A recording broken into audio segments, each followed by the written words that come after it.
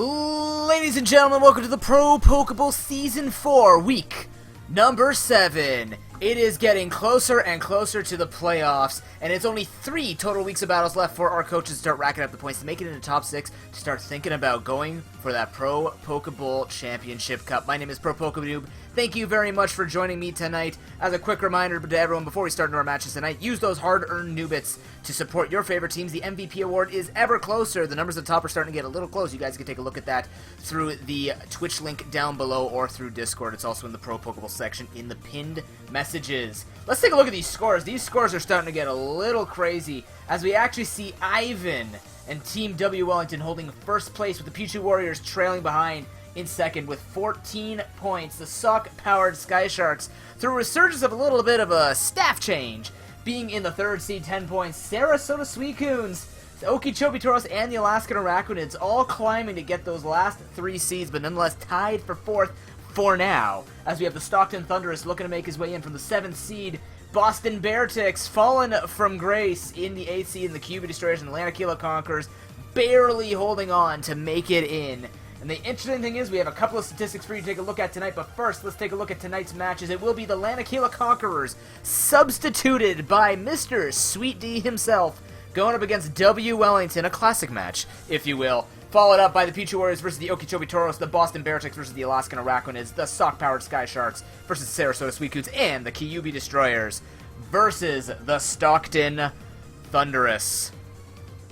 Let's take a look at these scores really quick before we get into the matches, because I know we need to get going for some people tonight. Very interesting point tonight. If the Alaskan Arachnids, Okeechobee Toros, and Sarasota Suicunes each get at least 1 point tonight, and the QB Destroyers and Lanakila Conquerors do not, those 2 last seeds will officially be eliminated from having any chance of making it to the top 6. But luckily for them, if the Lanakila Conquerors and QB Destroyers can watch the 4th through 6th seed and not collect anything tonight and collect stuff themselves, they actually stand a chance, but it requires them to get a 2-0 against their partners. And what better way than to find that Icy unfortunately could not make it tonight and pulls in Mr. Sweet D himself to cover for his team. That will be the first match of the night. Why did it do that? I was looking forward to this being a fix to the issues. I reorganized some of my sheets tonight, so hopefully if I start looking at the wrong page, let me know. But anyways, we are going to be at the Lanakila Conquerors versus W Wellington. Believe it or not, the only match tonight where I take a look at the team comps and go, this is actually fairly even and most likely still in favor of Ivan, but it is going to be Diego playing tonight, and Diego is a very, very good player. Celebrity Edition champion, as well as always making it into the playoffs each season he's played in. So, the man is very good. Ivan knows he's got to be better tonight, because this is a player who has gotten into his head before and has made this very difficult for Ivan to make it through. So, let's see what he can actually accomplish. Ivan's still got to hold his first seed there. Having the first seed is a great advantage against whoever he could be playing between, who's going to be in the 3rd or the 6th seed, winner between that in the quarterfinals. Let's see what these guys can get into. I'd like to thank everyone for supporting this week by week as we come close to the end of the tournament. Don't worry, there will be tons of content for you in Showdown. There will actually be a charity event that we'll be announcing after the ProPokeBowl has concluded sometime in the middle of May, and that will be filling the time until ProPokeBowl Season 5. If you guys are interested in the ProPokeBowl Season 5, please visit our Discord or the bottom of the channel for you guys to catch up with information. And you'll have no problem finding your way through there. Hopefully this doesn't mess up too much. Let's see if I can do this. That's gonna mess stuff up. Oh god.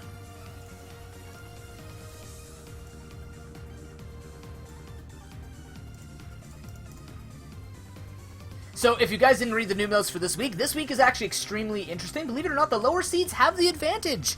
Comp-wise, I actually found that other than what we've seen, like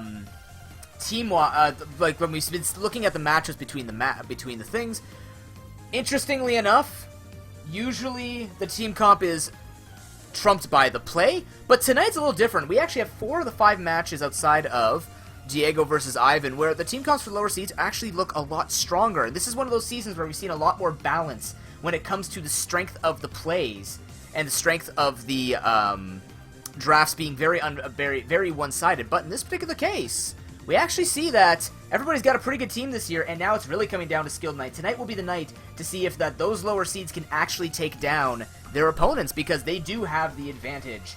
If I do take a look at the matchups, we actually have the Bearticks having, I think it was the Bearticks against the Alacritids? I can't remember. But QB Destroyers have a good matchup against the Stockton Thunderous, and the Sarasota Sweetguns have a good matchup against the Sky Sharks. If they can find their way to take out the offense, it's actually looking like a pretty even match, so...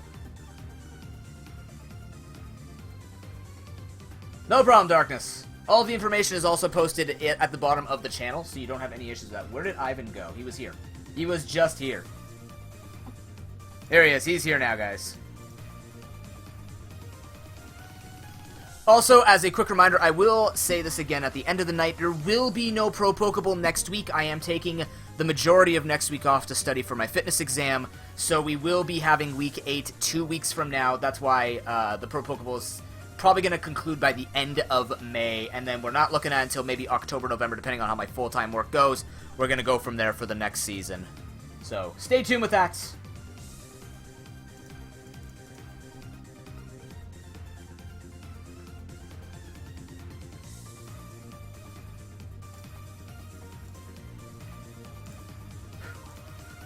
Thank you for the PokePaste,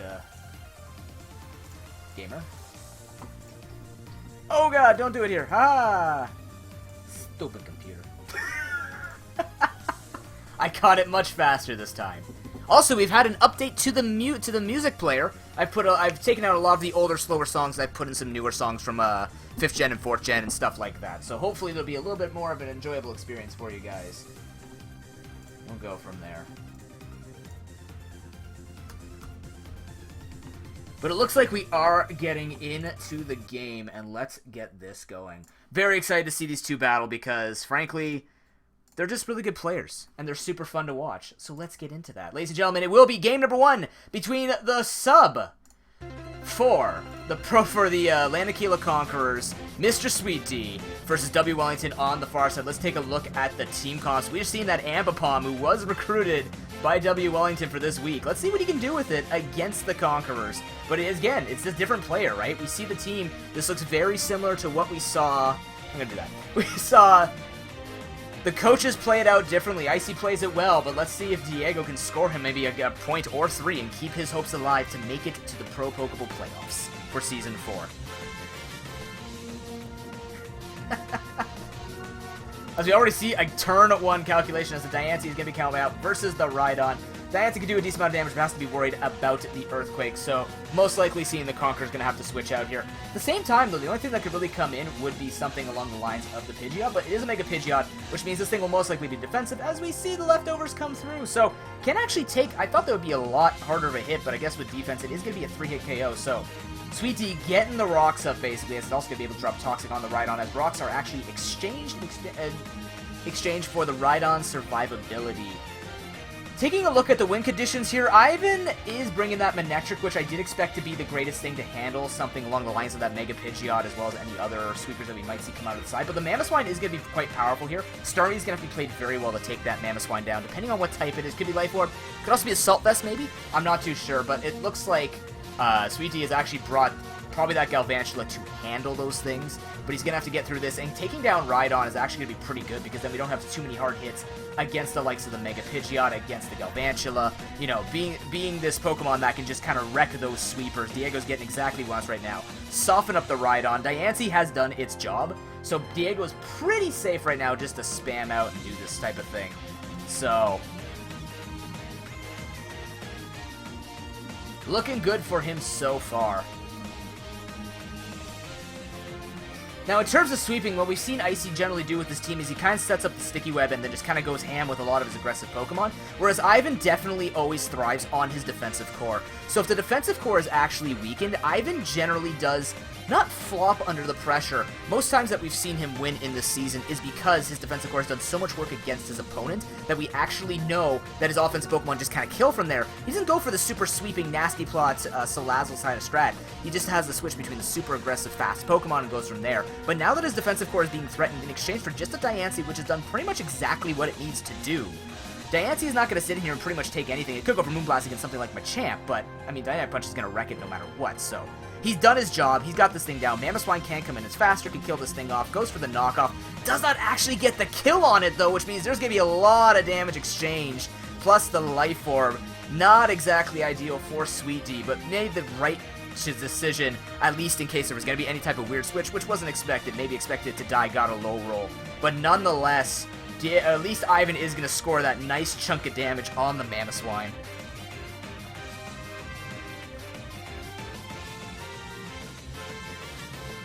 But either way, I expect Ivan to go into something like Ambipom. Will be faster, can tank the Ice Shard plus the Stealth Rocks and kind of get this thing out of here. That's the thing right now, that at least Sweet D has the Ice Shard if he wants to put the pressure down, knowing that he's not going to be able to pretty much take out anything else here. Can also make the switch, but because of the Life Orb, he's just going to go down to like 2 different attacks he can go for, which might be enough in the end, but... Starmie does outspeed. He is going to make the switch into the Snorlax. Snorlax having a lot of special defense. We actually see the Surf come out. Does absolutely nothing. We've usually seen a Z Crystal on these Starmies. So let's see if he's going to go for the Hydro Vortex here. Seeing the damage of Surf, Hydro Vortex, not going to do much more. I think actually Snorlax will still live. Now, usually we've seen that it's a Curse solo attacking Snorlax. So let's see what Sweet D favors to do with the Snorlax. Looking fairly bulky based on the way that it's taken that hit. Usually we've seen this Snorlax score nothing for Icy because he tries to go for the sweeping tactics, which has just not been good enough against his opponents. So at this point, what does he fear? Does he fear a Body Slam, a Crunch? Snorlax gets a lot of different things. He actually just ends up staying and goes for the Side Shock as the Pursuit is revealed and does a lot of damage. Starmie kind of can't forget that Snorlax has a lot of attack despite the fact you might think about his bulk, but Ivan opting to stay in. Maybe not seeing that coming, but a Crunch would have killed that, but we do see a Pursuit instead. Ivan just wants to hit on the physical side, try and take this thing down. He will be successful with another Psyshock, which means that Starmie will be scoring him just as much value as he needs. So that's a good start for Ivan here. He's on a right track with being able to soften some of these Pokemon up. However, we do have to be careful that Mega Pidgeot can come in the end and start taking things out, especially if Mega Manectric is taken down, because it still can't take the hits. The Intimidate's not going to affect it, but the side of Wellington is actually so soft that if Mega Pidgeot gets in a good spot where everything has been kind of chipped away, you can sweep with Hurricane, no problem. And he's already on the right, so Starmie's down. Ambipom's not going to like it, especially if that thing can't fake out multiple times, depending on how much damage he wants to favor with it. So that's probably the reason maybe why Ivan's brought it, is because he can fake out that Mega Pidgeot, keep putting pressure down on it, because he knows he's going to be pretty susceptible to Hurricane spam. But it's going to take at least one or two, it's going to take at least 2 switch-ins from the entire team of W. Wellington in order for him to die from that type of strat. So we do see the Nihilego coming out now. Not faster, though. So I'm kind of curious. Ooh, okay, that is a Choice Scarf Nihilego, as it does end up outspeeding, I believe. 335? Actually, maybe not. No, I think Starmie's base 110. What speed is Nihilego? I think it's slightly slower. Slightly slower? I think it's slightly slower, so he is going to end up getting the special attack raise. Is locked into Power Gem. So is going to show that, but this does mean that now Ivan has to bring something in to take a Power Gem. It's not going to be favorable for anything except maybe Machamp, and that's exactly what is going to come in. If this thing is Assault Vest, it could take it well, threaten with Dynamic Punch, Close Combat, whatever move he wants to go for. But the thing is, it is a +1 attack. This is going to hurt anything, and that's going to be good for Sweet D here. Just trying to take Ivan down as much as he possibly can, because again, this thing would have been threatened already by Mega Pidgeot, but getting the extra damage just guarantees the kill in the future, because that is pretty much the sweeping fashion we're looking for here. And honestly, this is a little bit weird now when we look at W. Wellington's decisions to bring a more offensive team to try and match this. He doesn't have anything to take hits between the Galvantula, the Mega Pidgeot, and even the finishing touches of Mamoswine with Ice Shard, so this could actually just be game based on how much damage Ivan's going to be taking the next couple of turns, because if he's softened up enough, the Conqueror's team is just so fast and just delivers such hard hits that he can't tank it. Usually Ivan is the guy we look to and goes, he's got a Cofagrigus, he's got the Tangrowth, he's got the Rhydon, he's got a Starmie, Reuniclus, he's got these fat Pokemon that can just take hits. Maybe the Conquerors have found the way in with changing up the strat of, hey, let's not try and sweep. Let's have a different approach. Let's have a player who tends to play a little more to the textbook style of, you know, pretty balanced team comp. Maybe brings it through. Dynamic Punch is going to come through. A lot of damage. Does get the confusion. This Hax could bite Sweet D in the end, but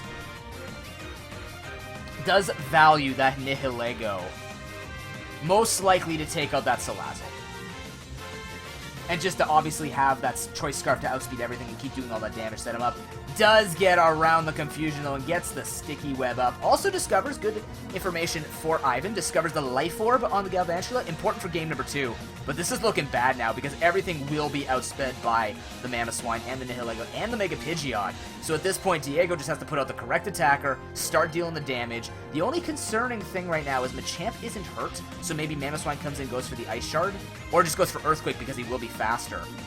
Unless this thing is carrying Bullet Punch on Machamp, can go for the damage. Maybe he doesn't risk it, just knows he can do enough damage with Ice Shard, then goes into Mega Pidgeot, spams Hurricane from there, because everything will be outsped. He might not kill it, but the Nihilego can come in and finish it off. He is going to just go into the Pidgeot first.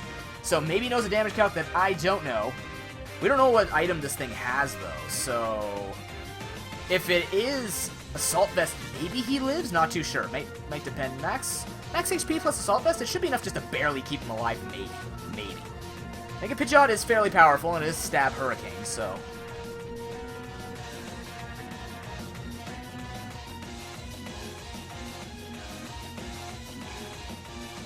Salazzle is going to be the Pokemon to come in here, so kind of sacking this off at this point. Mega Pidgeot is going to go through, does spam the Hurricane, it will be a one-shot. Salazzle is not a bulky Pokemon, so this is what Diego wants. Sweet D looking to get those points for the Lanakila Conquerors tonight. Will be good for them again. A 2-0 for the Lanakila Conquerors and the QB Destroyers tonight does mean it keeps their hopes alive as long as 4th through 6th seed does not get a single point tonight.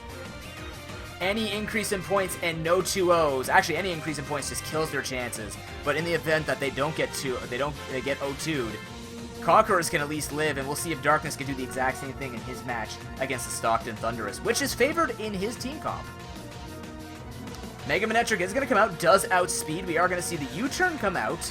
Oh, it doesn't outspeed, my bad, because of the Sticky Web. So we do see the U-turn come through instead. Mamoswine is going to come in, most likely take the electric attack. It is going to be Thunder Wave. Ooh, okay, so maybe expecting that this would happen, but yeah, he's going to be outsped now. Because of the Sticky Web, maybe forgets that, as now the Ambipom is going to have to come in, try and do as much as it can. The speed is down, the Mega Pidgeot's not touched, and because this thing comes in, it can't go for Fake Out on the Mega Pidgeot, which would be important damage. He might try and switch into Machamp and just try and finish this off with the Ambipom, but I don't think it could take a hit from Nihilego. I think the Conquerors have done it. Nihilego does come in now. Diego knows he's safe to send this thing in. He's just going to go for the Sludge Wave. Does not get the kill, but the Tail Slap misses. It doesn't matter. Rock type would have taken it up. And with a squishier team comp, W. Wellington not able to hold off this substitute for the Lanakila Conquerors. Earthquake's one thing. Mega Pidgeot is another. Hurricane will be GG as Sweet D takes game number 1 in the Conqueror's name. GG. Booyah.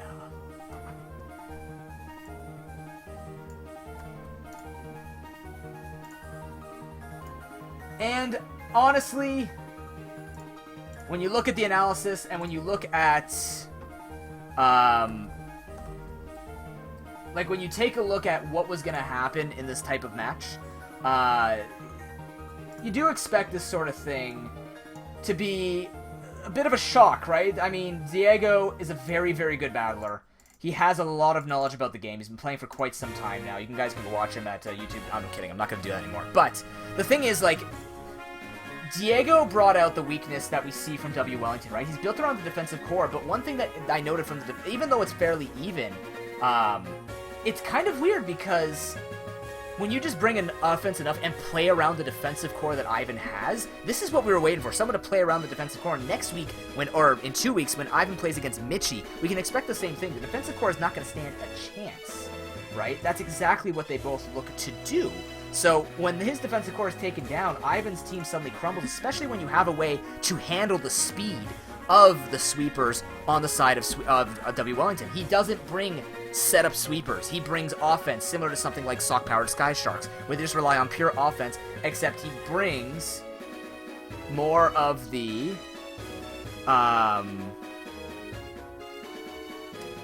he brings more of the defensive backing for it. So basically, what ends up happening is he's just gonna lose it once he loses his defense. So Sweet D building a team that does handle the W Wellington's offense well enough, the sticky web being a huge factor in this week's analysis, just being something that he is not sure he's going to get rid of. He does have the Mantine, though, doesn't he? Doesn't he have Mantine? Pretty sure he does. Mantine would be pretty good here with Defog to try and handle that, so I'm curious if he's going to try and do something like that. So I'm hoping that he's going to try and plan out with that, but we are going to go into game number 2 pretty quickly. We are going to end up seeing both battles come out from the side of Sweet D here. What is it going to be? Can Sweet D keep the Lanakila Conquerors at least hopes alive until the others battle tonight? Or will Ivan just shut down the hopes of 2 people tonight and not only get a moral victory knowing that he is saved, he has kicked 1 person out of the tournament, but can also get a win against Diego? Game number 2, into it now.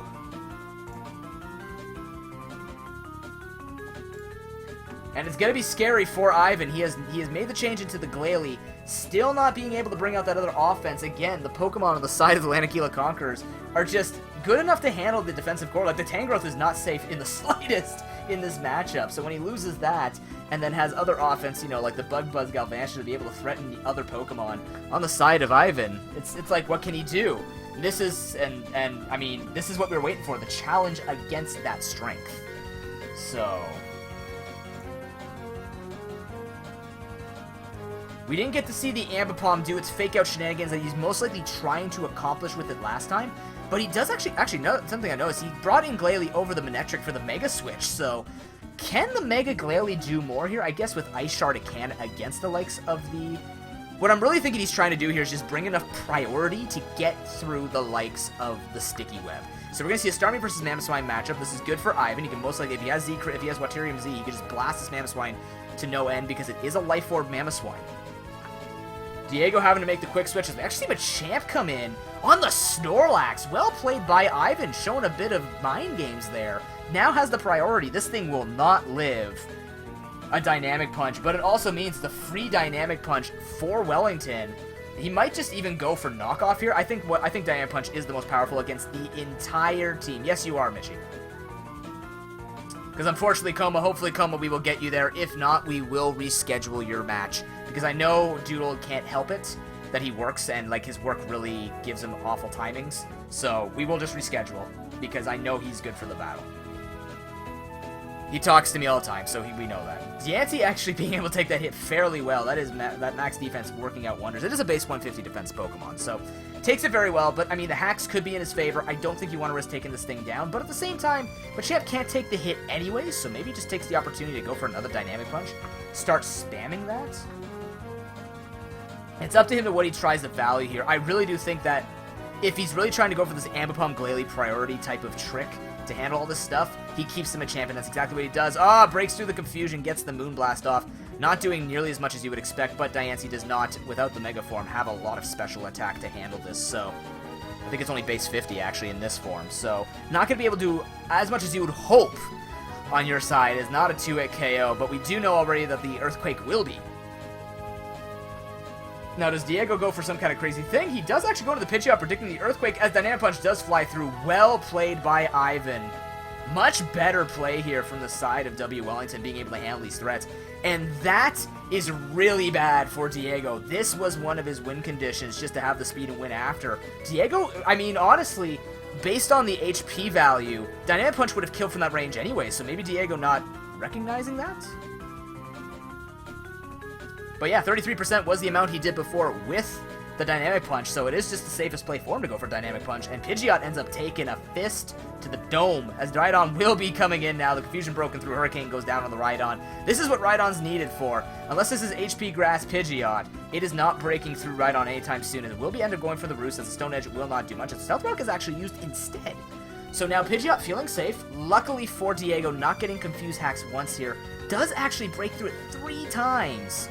And gets to go for the U-turn. The rocks are set up, though, as Galvantula's brought in. Ice Punch will come through. Ice Punch and not Stone Edge. Interesting choice for Wellington, considering that Stone Edge would do so much, even Rock Blast would do so much against the side of the Conquerors, as HP Grass coming out not doing as much as he probably hoped for, but the Earthquake will take down the Galvantula. But again, the defensive core is weakened. This is what Diego wants. This is how you beat Ivan. Take his defense down. Except there's no Sticky Web this time. So a little bit trickier, but at the same time, Sticky Web might not be doing as much because we know between the Glalie and the Ambipom, Ivan is looking for just the priority game.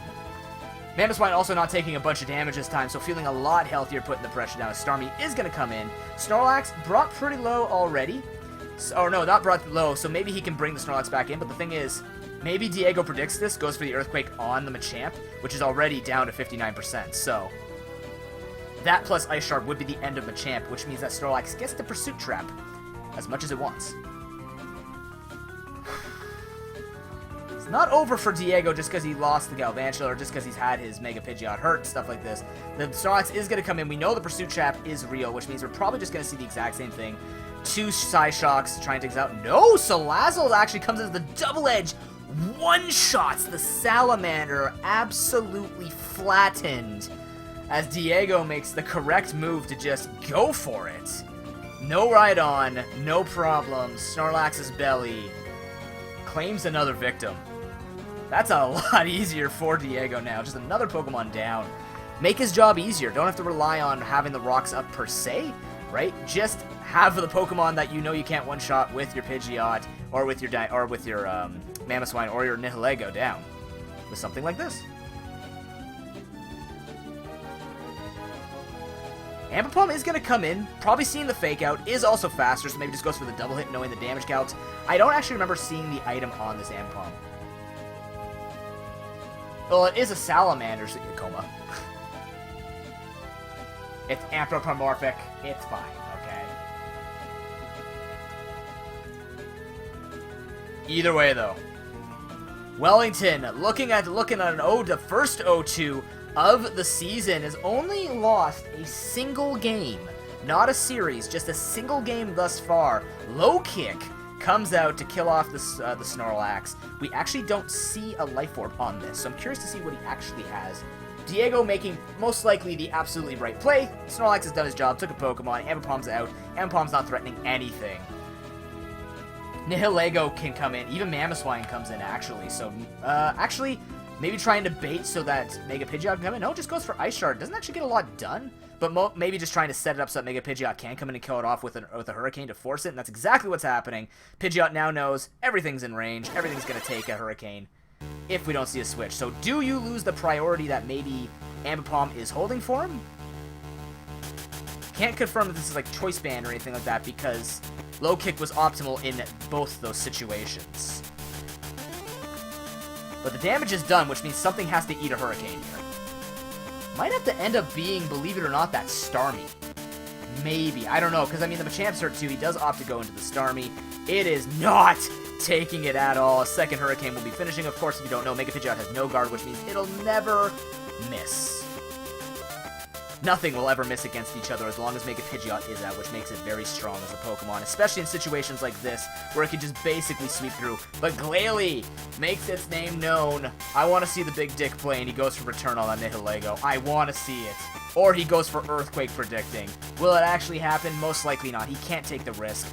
Heat Wave, I don't know what it'll actually do. Diancie does come in. Diego takes the safe switch, as he does actually see the Ice Shard come through, which is not enough. Not bad for Ivan, though, because he can still outspeed, go for Return, get the best hit out.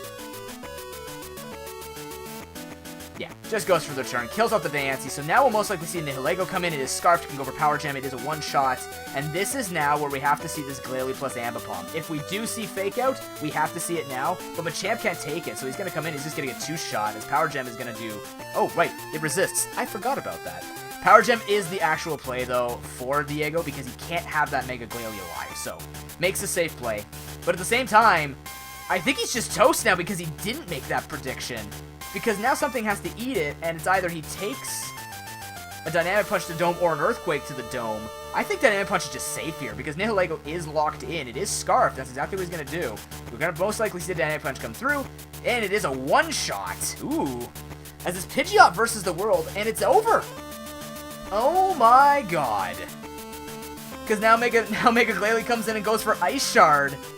Ivan gets his revenge. Goes into the Ambipom to fake...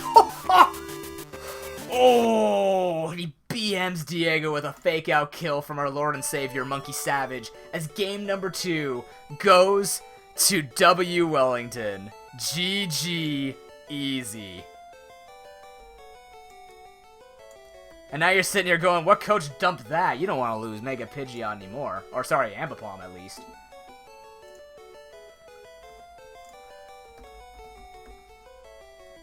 I don't think that Dynamic Punch play was definitely the most optimal for Diego to try and go for, but Ivan making the optimal play only takes 1 loss, which actually means, ladies and gentlemen, with regret, the Lanakila Conquerors are eliminated from playoff chances.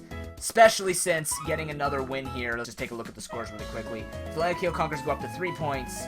The next highest is actually, if you look between the Araquanid, Okeechobee Tauros, and Sarasota Suigan, is 8 points. So even if he gets 3 more points and they get to 0-2'd, he does not have enough points to even contest to try and make it into the top 6. So unfortunately, this is the night where we have to say goodbye. Not goodbye, he still has 2 weeks left. He can still play spoiler when it comes to his matches, but in terms of playoffs hopes, it's over. And that's unfortunate. He had a very good run. Lanakila Conquerors definitely showing a very good draft. I was a big fan of his draft in the very beginning. I found that it was just very fun and very intuitive to what you think would be this kind of bulky sort of bring out these really bulky offense mixed with this very high aggressive Pokemon like Pidgeot, Galvantula, you know, mix it with the Sticky Web and go from there. And that's kind of what we saw tonight. Diego tried to demonstrate the best that he could, but it's just not enough. And Ivan ends up taking game number 2, honestly off of maybe 1 or 2 plays, but really, if you think about it,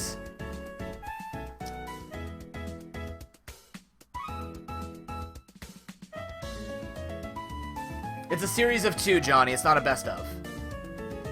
But that's it. That's Ivan holding his own and kicking the Lanakila Conquerors out. That's gonna be a sour message for Icy to receive when he comes back. Ladies and gentlemen, we are gonna take a quick break. When we come back, it'll be game number 2 of the night. Actually, Mitchie said, let's see. Are you back now, Mitchie? He's back. We're heading on to game number 2 between the Pichu Warriors and the Okeechobee Tauros with sub-Arctic something for the Okeechobee Tauros tonight. You're watching the Pro Pokeball. BRB.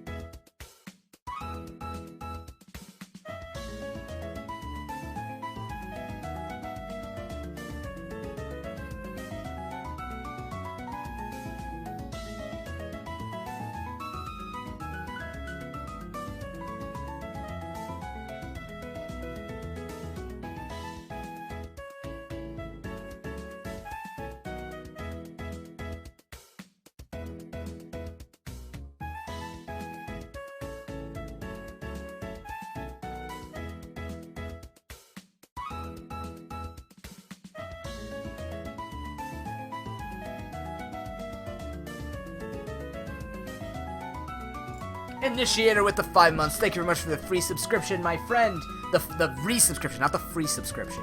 Thank you for continuing to be a fellow noob. But ladies and gentlemen, we are back. Pro Pokeball Season 4, week number 7. We're going to be getting to the second matchup of the night between the Pichu Warriors and the Okeechobee Toros with substitute coach, Mr. Arctic Something. I have no idea how Arctic Something plays. Arctic Something, just to let you know, if you can meet in the health and fitness room on Showdown, that way Mitchie can find you, and then we can go from there. So, Mitchie had a kind of weird week last week where he should have just gotten absolutely destroyed by the Alaskan Arachnids. And one thing that we really focused on in this week's analysis was skill versus the actual team comps. The comps themselves, again, the only one that was kind of off was this W. Wellington versus Lanakila Conquerors. Ivan still we had belief that Ivan would be able to find his way out to deal with that offense, and now it's a difference of play. That's why we kind of see this 1-1. But in terms of the Pichu Warriors here, the Okeechobee Toros actually have a phenomenal matchup if they go the Alaska Trick Room. I'm not kidding you. Trick Room. We're looking at Aggron, we're looking at Circuitry, we're looking at Crawdon. Very difficult, I think, for Mitchie to handle if that's set up correctly. Now, Trick Room in singles is very difficult to do, but there are some Pokemon that actually kind of romp the defensive capabilities of the Pichu Warriors. Now, having said that, when we think about differences in skill, Mitchie versus Project would definitely be a Mitchie-favored matchup. But against Arctic Something, we don't actually know his playstyle. We don't know what he does, and we also don't know what Project has given Arctic Something, whether or not he's going to keep it, or if he's going to play it out in a different way. So I'm kind of really excited for this one. It's kind of a week of mystery and a week of difference, because again, the drafts themselves look favorable for the lower seeds, but the actual battles are obviously dependent upon the skill of the trainer. So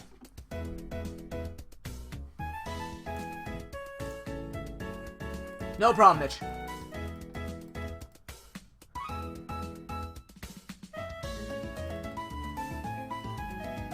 Are you here, Arctic Something? Oh, you are here. Sorry about that. My bad.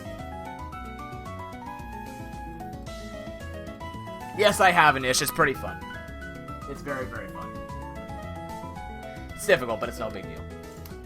So yeah, like, you know, it's definitely a very interesting situation. I've been pseudo making the joke that I really want to see Trick Room. I think this is the week that if you want to take on the likes of Pichu Warriors with it, it would make the most sense because his team is so fast. We've seen the Sharpedo sweep. We know Beedrill's in the back if he ever wants to use it. He's got Klefki with the Prankster, sure. But for the Okeechobee Toros, if we just kind of go back to the teams here, like, based on the sweeps, you can go Mega Altaria and it completely nullifies the likes of Sharpedo. He's got, again, the Circuitry puts so much pressure down. And if you look at the side of the Pichu Warriors from the main defensive core, you got Heatran, Slowking, and maybe even the Shaman or the Mew. You can go Golbat. These types of things all kind of get shit on by those three Pokemon that I mentioned earlier, the Crawdon, the Aggron, and the Circuitry. And even Mega Altaria could try and get some stuff done here if it's a setup, or even if it's just like Cotton Guard, you know, the very, very old one, or Mixed, or whatever have you. I really do think that if Arctic Something can do something well against Mitchie W, he can really hamper and kind of give the lower seeds like Sock-Powered Sky Sharks and that tie for 4th place a chance to maybe even try and catch up, right? I don't believe 2 0-2s will happen in the next 3 weeks against Mitchie W. Who knows, maybe Wellington figures out something for week number 8. But really, I'm curious to see what's going to be going on when it comes down to how Project's team is going to be played out tonight. Different coach, but definitely, in my opinion, if not even, I do think slightly favored. Oxum is 3rd place right now. Coma, your team has the advantage tonight, I think. I can't remember. Your team defensively has the advantage, but, yeah. It's going to be very interesting. I'm super excited to see how this is going to play out. But it looks like we are getting into the battle. It's gonna definitely be something different here, because it is gonna be Arctic Something. Yeah, it is gonna be Arctic Something subbing in for the likes of Project. Pichu Warriors on the close side. Arctic Something representing the Okeechobee Toros on the far side. Already seeing a different approach here with the team brought. Seeing the Staraptor and the Flareon, which we have seen before, but I'm saying usually we saw a double Pokemon that could look like Trick Room, just to appease me, I guess. But let's see what's going to be going on as we get into this match. This is, by the way, one of the 3 people who need to break out of that 4th place tie. The more head-to-head matchups you can win, the better for you. Just grab points at this point. You're trying to get into the playoffs, grab the points.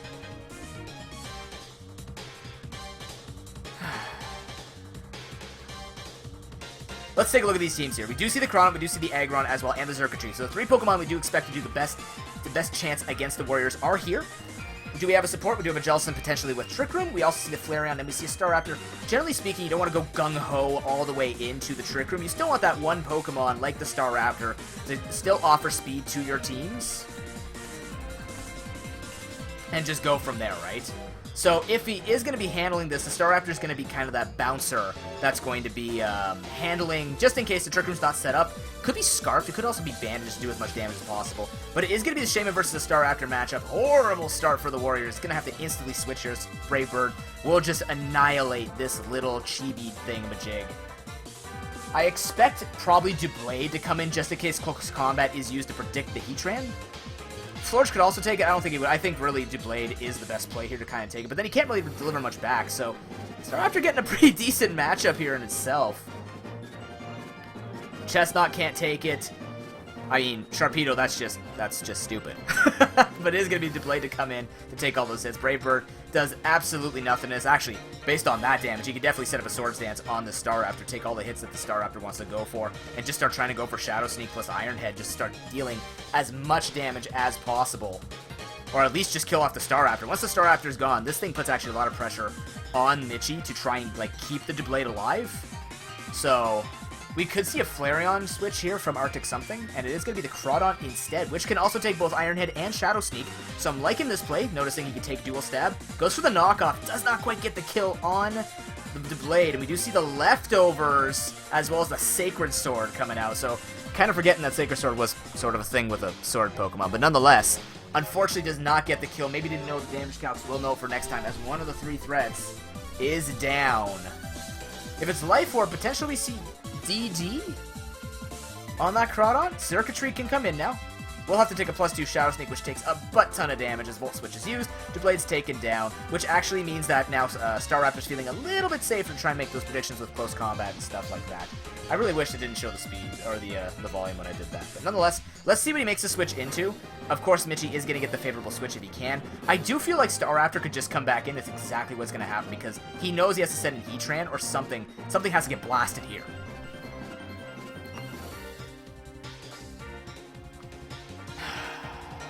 At the same time, though, here's the other thing that kind of concerns me for Mitchie.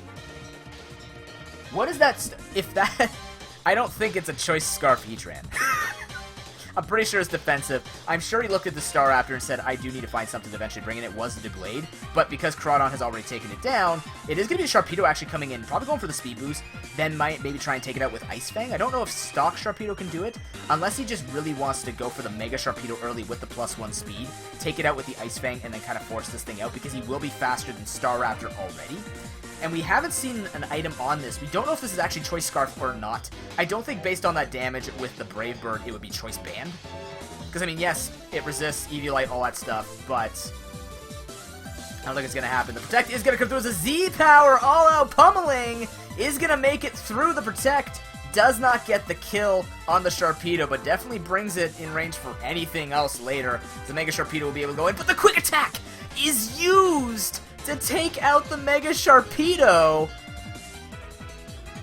And that might just be all the offensive power that the Pichu Warriors were looking for. Staraptor. Stars and Stripes forever. Straight from the Arctic, as Chestnut's going to have to come in. Try and just maybe get as much recoil damage down. He does have the Spiky Shield, so he will be taking some damage there. Maybe try and spam as much as possible, but, I mean, Chestnut has a decent amount of HP. After the Brave Bird, this thing will be taking a bunch of recoil. But we found the Sharpedo killer, all-out pummeling plus Quick Attack. And I think that was built by Project, so good eye on Project. Very Fightinium Z, be in that thing.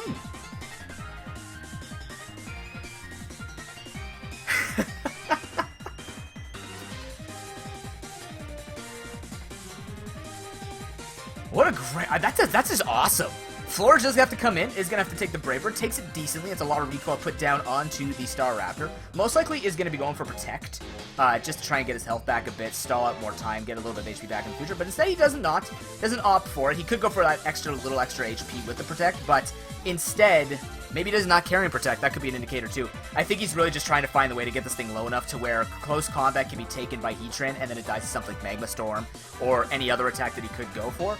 So, I am original. This is the ProPokeBowl. It is a draft tournament that I run on my channel. It's like a fantasy football draft tournament. We are in week number 7, getting close to the playoffs, and we do see the Heatran come out here. The Jellicent is going to be switched. Magma Storm does miss, though. Not the worst thing for the Pichu Warriors, because, I mean, he's not going to be able to stand this one anyways, but the Scald is going to come out. Let's see how long Mitchie can stall this, because now we do see the Magma Storm come out from the Heatran, but we do see the Protect come through, just checking that there is, in fact, Toxic on this. Do we see a Flareon switch to get the Guts boost? Wait, what do you mean you lost your date, Coma? Go on the date! This is Pokemon! I don't want to ruin people's relationships. Why'd you dump your date? That was a mistake, sir. Flareon does come in. Do we see it? Ah, Seed Flare comes out from Mitchie. I guess kind of expect that. We do see the Life Orb, though, on the Shaman. Good to note for next game. So it does have the extra power behind the Seed Flare. Most likely just to absolutely destroy that Jellicent.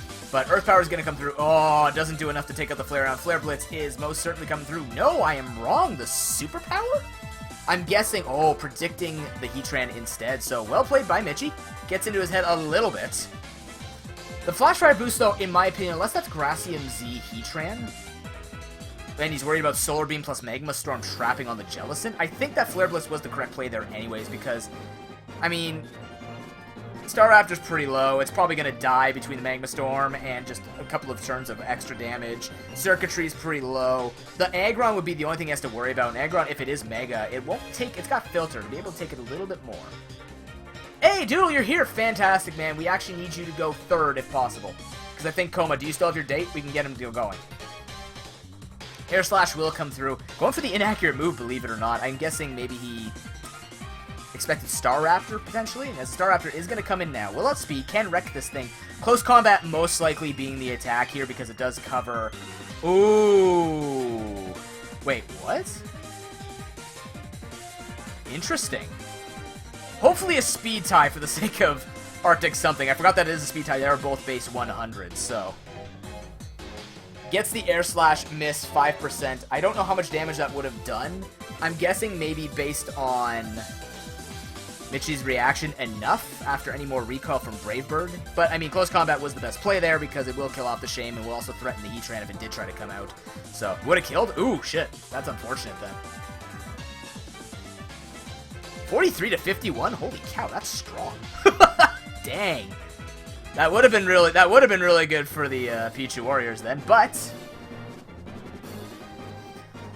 I guess we're seeing Season 3, Mitch, getting hacked out to death yet again as the Circuitry is going to make its way in, get absolutely romped by that Drain Punch, but alive enough to do something. So let's see what he actually wants to do. Spike Shield coming through just to scout. We do see a Dazzling Gleam, actually, shown from the Circuitry's side, but we don't know if it's going to be locked into it or whatnot, but he's going to make the switch into Heatran to check it if it is choiced. Looking like it might actually be choiced. 8%? That could still be Specs, because it is quad resisted. So do that much against a Heatran, that could actually be choice Spec Circuitry. He could leave this in. Arctic is subbing in for Project right now, which is very important for Project, because if he does actually get a point here off the Pichu Warriors, it will be pretty good for him, because he can start making his name from the three-way tie for 4th seed. Does actually show another Dazzling Gleam, so not switching it up. Could be faking the choice. I do think it is a choice Specs Circuitry, though, just based on how much damage we know that this Circuitry can do.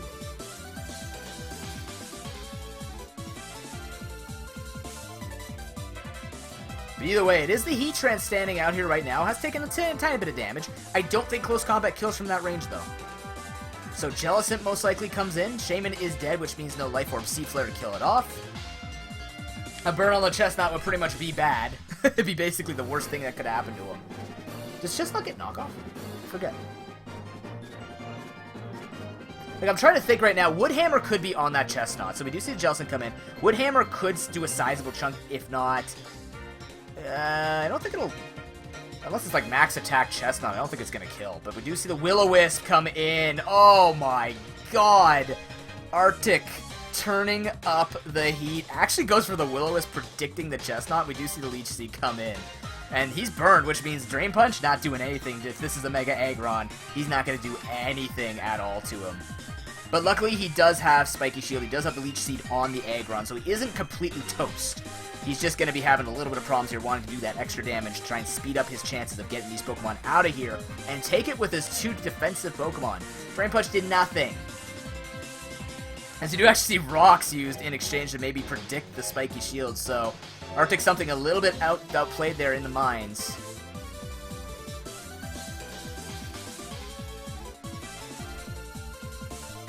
Now he's got to try to think if Spiky Shield's coming through. I think he honestly just has to reset the Leech Seed. Does end up staying in and goes for the Iron Head. Okay, so a lot of mind play, a lot of mind tricks going on here. But it is Rocky Helmet, which means this thing is being taken down.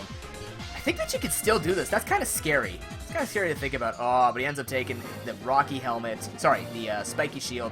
Plus the Leech Seed. This Mega Aggron's not getting the value he wants. At least he's got the burn on the Chestnut, so we've pretty much seen the moveset. That could most likely be a Woodhammer in the end there.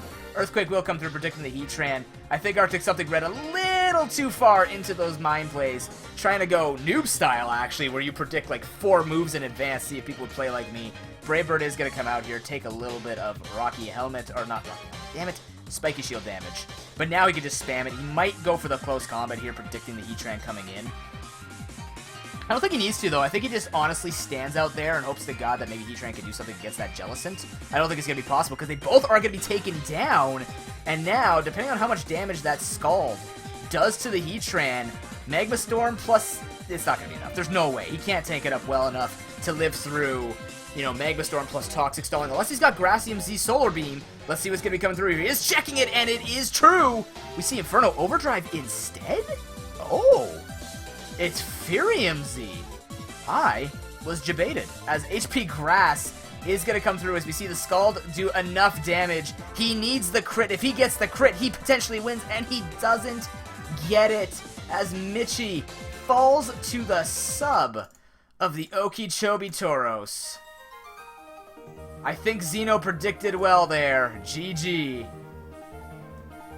Substitutes seem to be OP tonight. But let's be honest, we do have to recognize that if Air Slash was actually enough, which Mitch said it was, that miss really does suck, and did probably most likely cost him the game, because based on the way that he, you know, like he played the mind of Arctic Something and got through with it. So, having that alive would have been really, really useful, but he doesn't get to have that experience. It's Mitch, he's not allowed to get away with that stuff. It's just in his nature. Of being L Haxlord, but getting screwed by it, not being able to enjoy it. Wow, that was actually a much better match than I expected it, but of course, we do have to talk about that Staraptor. That Staraptor definitely doing as much work as you would expect it to want to try and get done there. Being the Pokemon that is hard for Mitchie to handle, Doublade was gone. Then you have All-Out Pummeling plus Quick Attack to take down that Sharpedo, being able to do anything. Mitchie's gonna have to play around that a little better. I wonder if he brings the same team. Unless he wants to bring something maybe like Golbat, who can take the hit as well as the close combat and just kind of like try and threaten it with Super Fang. He could do something like that. I'm not too sure.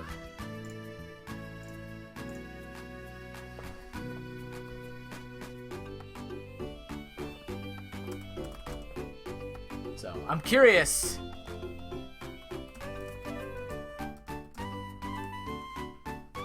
Curious to see what Mitchie can actually do here. I give him I give him the credit and the benefit of the doubt because again the play, but Arctic Something doesn't look like, you know, he's new to Pokemon. He definitely knows what he's doing. That mind game trick is just something that ends up happening. I do it all the time when I play. I try to like super predict my opponent and really outplay what you would think your opponent wanted to do to try and cheese the kill with the Leech Seed, that sort of thing.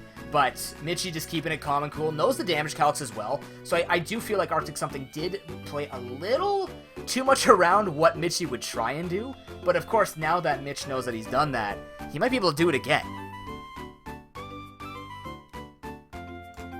So do we see any differences in what they try to accomplish here in terms of how they try and finish? That Star Raptor has to be answered. And I'm looking at the side of the Pichu Warriors. Klefki could be pretty good if it has Thunder Wave, because then he could just instantly neuter it with priority, and then once that thing is slowed down, he doesn't care anymore because there's the chance of hacks, but then there's also the chance that any other Pokemon kind of outspeeds it and kills it. Quick Attack will be good, but if he gets hacks when he's trying to go for the all-out pummeling, Mega Sharpedo could just clean up from there. Mega Sharpedo had a good way in, especially since the Crawdont was taken down. I don't think it necessarily appreciate a Liquidation or a Crunch or anything like that, but for sure Crawdont could try and at least take a hit and deliver a blowback that might end up taking out the Mega Sharpedo. You never know. Depending on how many Stealth Rock switches and stuff like that. Ew, there's like a giant spider on my wall. What is that? I'm gonna go check a look at that bug. That's disgusting. Oh, it's a centipede. That's disgusting. Or is it a... It's a really big earwig or a really small centipede. Unfortunately, we get both. We don't have time for it, though. I'll panic and, you know, let it exist. Because you have game number 2 to get into, ladies and gentlemen. Arctic Something representing the Okeechobee Toros. Up 1-0 against Mitchie W, seed number 2 in this tournament. Can he actually provide the dream of 2-0ing, knowing that he has this wonderful matchup against Mitchie? Can he make it work? Let's find out. We take a look at the team of Mitchie here. He does end up bringing in the Tyrantrum over the... I feel stupid right now. Wow. That's how good of a memory I have, boys. Incredible. Crawdont is going to be leading off against this Tyrantrum. Tyrantrum's going to be able to speed and just smash this thing right in the face. We know it's a Life Orb Crawdont. Aqua Jet is neutral because of the part Dragon type on the Tyrantrum. And we've seen this before where Pichu Warriors can just kind of throw this thing out and start spamming Head Smash until the Pokemon comes in. This could be something that might call for Cresselia. Because Cresselia, usually on most normal movesets, carries the likes of Moonblast. But I don't think it's going to appreciate it. This thing's like Choice Band or something stupid like that. It's going to hurt anything, especially when it gets in turn 1 here and kind of gets that sort of free hit. So without the speed, Tyrantrum's going to rain here and it's going to do something. Maybe, you know what, we might even see the Aggron try and come in to tank it up. Check it, but Aggron really didn't accomplish much. So, let's see what he's got.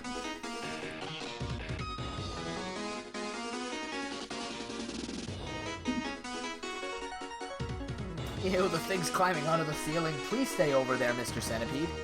Nobody likes you. Anyways, we do see the Aqua Jet actually fly out here as... Oh, it's Dragon Dance. Oh, this is really bad for Arctic Something. Because something will die to every hit if set up on. That is Crawdont from Gen 3, Johnny. Oh, this could be 1 nasty for Arctic Something and 2 nasty for me because that thing is gross. Damn it.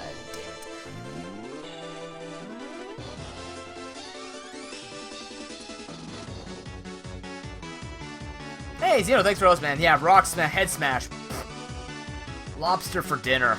Blink 182. I just saw its name. Blink 182 is going to score its first kill. And you know what? This is the scary part now, because not only has he gone for the Aqua Jet, which is the most unoptimal play that maybe Arctic Something could have made, even switching into Cress, threatening a Moonblast would have been better in this case, although he is going to have to suffer from a Crunch, because this thing is most likely carrying as much coverage as it can. So I think that maybe this thing just finds its way in and wins. He could be carrying Crunch for that Cresselia, but hey, Moonblast I don't think even kills from there at this range. Unless Cresselia has some special attack investment. I don't know. I sometimes underestimate and overestimate Pokemon, but in this particular situation, I am not underestimating a +1 Tyrantrum with Head Smash. That will hurt. And definitely Arctic Something spending a majority of his time trying to figure out what exactly he can use to take on this Tyrantrum.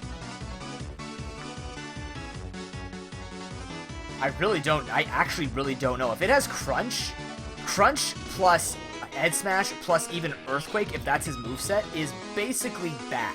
This will Mega Evolve, so Filter will be able to take it, and I don't think Mitchie wants to take the Iron Head, because Iron Head should kill from a Mega Aggron. But let's see what happens here.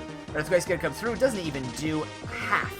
As low kick actually shown and is taken down. Okay, low kick on the Mega Aggron.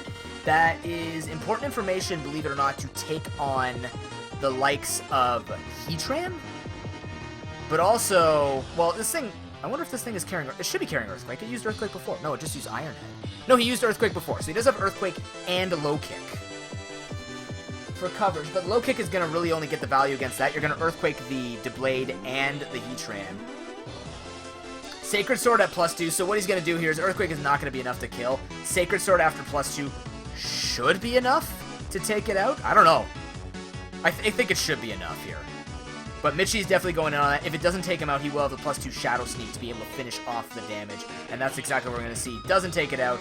+2 Shadow Sneak should kill Aggron from that range.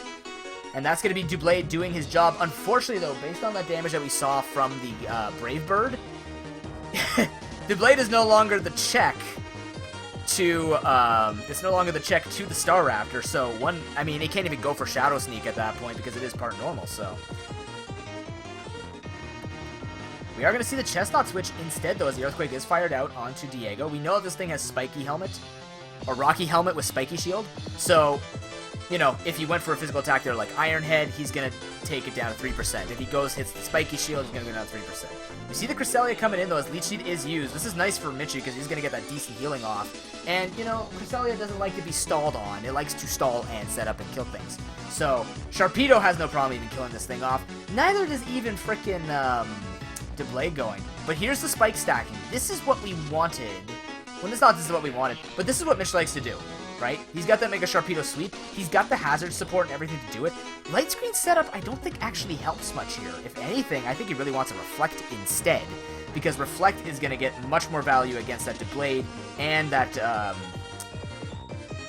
that Crawdon. So we do see the Braver come through. One shot brings him right down. That's a lot of recoil plus Rocky Helmet taking that Staraptor down. 2 layers of spikes set up, though. If Sharpedo is feeling raunchy, it can take the hit. Believe it or not, if he actually goes for Protect... No, because then he's still going to be... No, he gets the +1 speed. Yeah, then he'll be able to take him out from this range with the Ice Hang. And that's what he's going to do. Sharpedo comes in.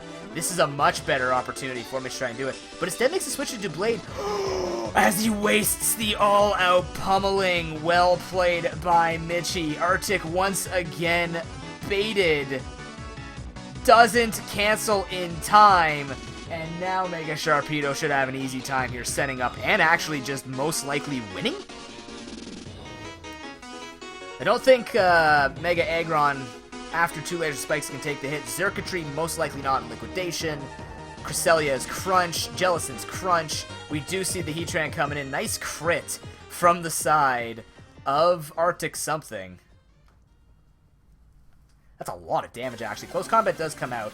Heatran's taken down, but all Mitchie wants is the free opportunity for Sharpedo to come in, and that's what he gets. He gets exactly what he wants, goes for the Protect, even if the switch here gets +2 speed, does not matter. He's feeling perfectly safe. As Close Combat is going to be used, it's not going to do anything. And now Mega Sharpedo starts to reign supreme. Exactly what Mitchie wants. Quick Attack not doing anything. As Crunch is going to be used, the safe play to go. No Reflect or anything set up like that, so he's just going to kill him off with the safe move, which would also kill Cresselia if you try to take the hit, or Water Absorb Jellicent if it is Water Absorb Jellicent to come in and soak it up. Even then, actually, Crunch won't kill from there, so after Spikes, I wonder if Crunch, with Strong Jaw, it should kill.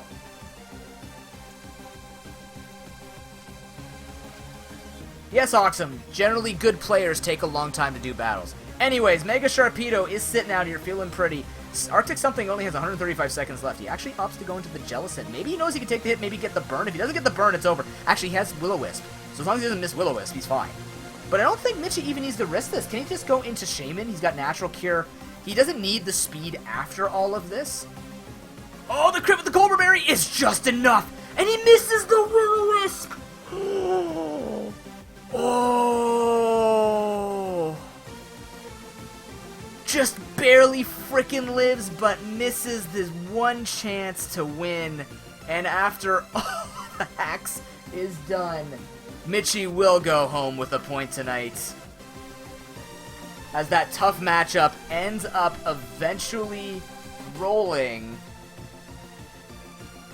Oh, but it does make up for the 5% chance. As Earthquake is going to be the third move of choice on this, Torpedo. That's painful to watch. That is painful, but you know what? Mitchie found his way in, played it correctly, baited the Staraptor, which is exactly what he needed to do. With that Doublade not being taken out, that's all he needed is just the Ghost type and just to play around with him, and that's all he's got. Now, does this thing have Colder Berry?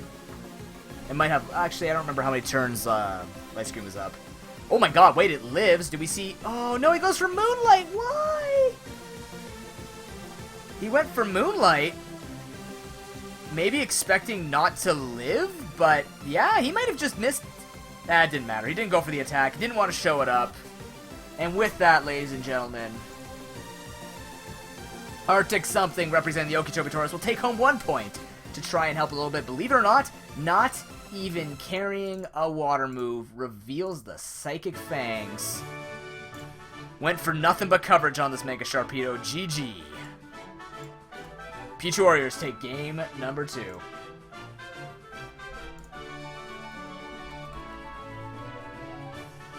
Hack's having fun with both these players tonight, but it's not going to be fun for the likes of... Well, you know, Ivan was hoping to separate himself, but... because both of them got 1-1 tonight, it actually stays pretty even here in terms of the standings so far. But hey, Arctic Something's a pretty good player. I like that. I think he is showing up in Season 5. Really looking forward to that. That was a very fun series. What the hell? Wait, you can see all this? Oh, no, it's just because it's... Okay, never mind. That was a really fun series, actually. Believe it or not, because Mitchie had to find his way through, he does get the bait, and that's how he wins it. So, just opts to have that, and yeah. For the Warriors, they made it through what could have been a really tough thing, but at the same time, I mean, this is where the skill comes into play. The draft versus the skill. This is what we talked about in Noob's Notes. This is what I was expecting all this week. Because now we have to look at the other 3 matchups and go, well, in that case, what's it going to look like when the Sarasota Suicunes go up against the socket-powered Sky Sharks? Sky Sharks up there. Gamer might find his way in. It's going to be tough for him. But I feel confident that he can do it. We will be back in a couple of minutes with that very series. Thank you very much for watching. Remember, those new bits are yours to support your favorite team, favorite plays, favorite series, favorite coaches' choices for movesets. See you in a little bit.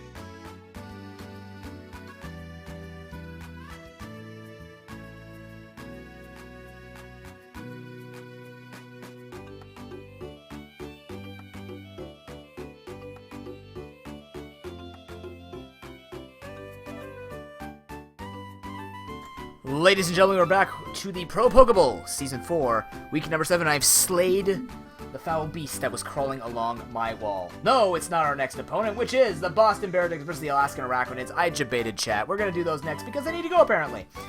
So, supposedly, what is this, Nish? What on earth? What am I looking at? Oh, you never saw the gingerbread man? Either way, let's take a look at this next matchup. This is going to be an interesting one because we also talked about, you know, how players play out their comps. Boston Bearticks literally have Seismitoad Clefable, which 100% dumps on what the Alaska Arachnids want to accomplish with Kingdra, as well as any of their other sweepers. But Escavalier and all this other stuff can still make their way in. Arachnids kind of block, this type of thing. So this becomes, hey, look, Koma has some great Pokemon to use against Doodle. But will he? That's basically what we've been saying all tournament. And it's somewhat been reflecting the scores that Koma's been pumping out. So, I don't know, man. It's gonna be interesting.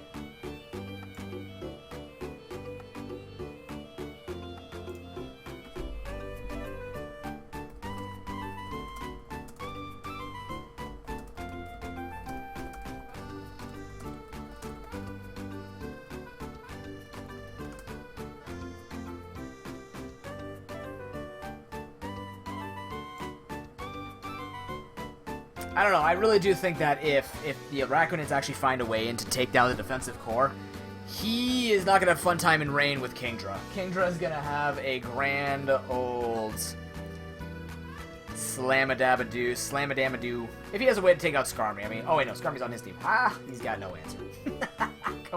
Koma has no answer. Where are these other matches?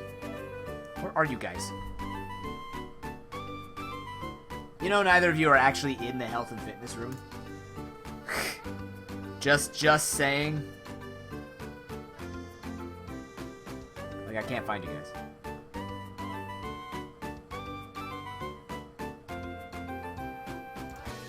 Hey, I'm just pointing out the facts. Clefable's a great Pokemon. There we go. So what Pokemon do we actually expect to see out from both sides here? In terms of, I do expect to see the Kingdra, but do have to actually be careful because the Volcarona and the Azumarill also has a really fun time against the Arachnids. Considering that, you know, you're going to use something like the Skarmy to kind of block off those defensive cores, but it's not going to work. Azumarill can pretty much, I think, sweep through. I think Volcarona has an easier time sweeping through when the rain is destroyed. And then everything else is kind of Azumarill. So the coverage between Azumarill and Volcarona is actually quite powerful against the Arachnids. It's just whether or not Doodle's going to give him the chance to do so, because it's going to depend on what we see. What Pokemon is coming out this week?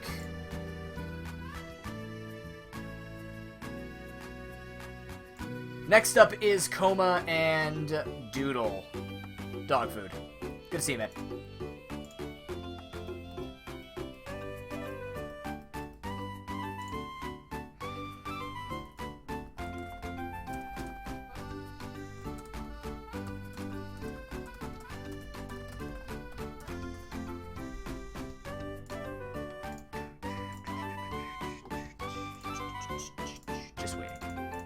Just waiting for the match, ladies and gentlemen. Thank you very much for everyone for showing up. Keep a reminder, next week we will have no ProPokeBowl going, as I do have an exam to study for, so we are going to be taking a week off. We will resume Week 8 on May the 2nd. So far we've seen the Lanakila Conquerors kicked out of the tournament as a result of the 1-1 and not the 2-0, as well as the Okeechobee Toros also taking a point tonight. So that does ruin his chances to actually, for Icy to actually make it into the playoffs. But you know what? It's not necessarily a bad thing. It's great experience for everyone, regardless of where you end up at Seas. The most important thing is that you've had fun in the tournament, and you really just get to see how you fare up against other players in the chat. That's what you really want to think about. It's not in terms of, oh crap, I lost. It's more like, you know what? All things considered, I know next time what I want to do with my draft and everything else like that, and go from there. Como, if you're gonna take this long, we could have gotten the other series done already. Just saying. Yeah, just keep the same lead. It's fine. That's generally the gentleman's way of doing it. Or gentle people's way of doing it. Let's go, though. What? What happened?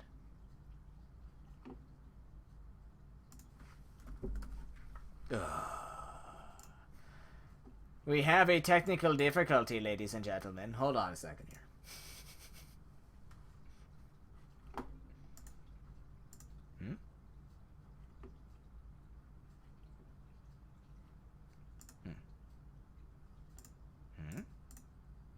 Okay, here we go. Series number 3 of the night. Boston Beartrix on the close side. Alaskan. Oh boy, I gotta do some voice warm-ups next time.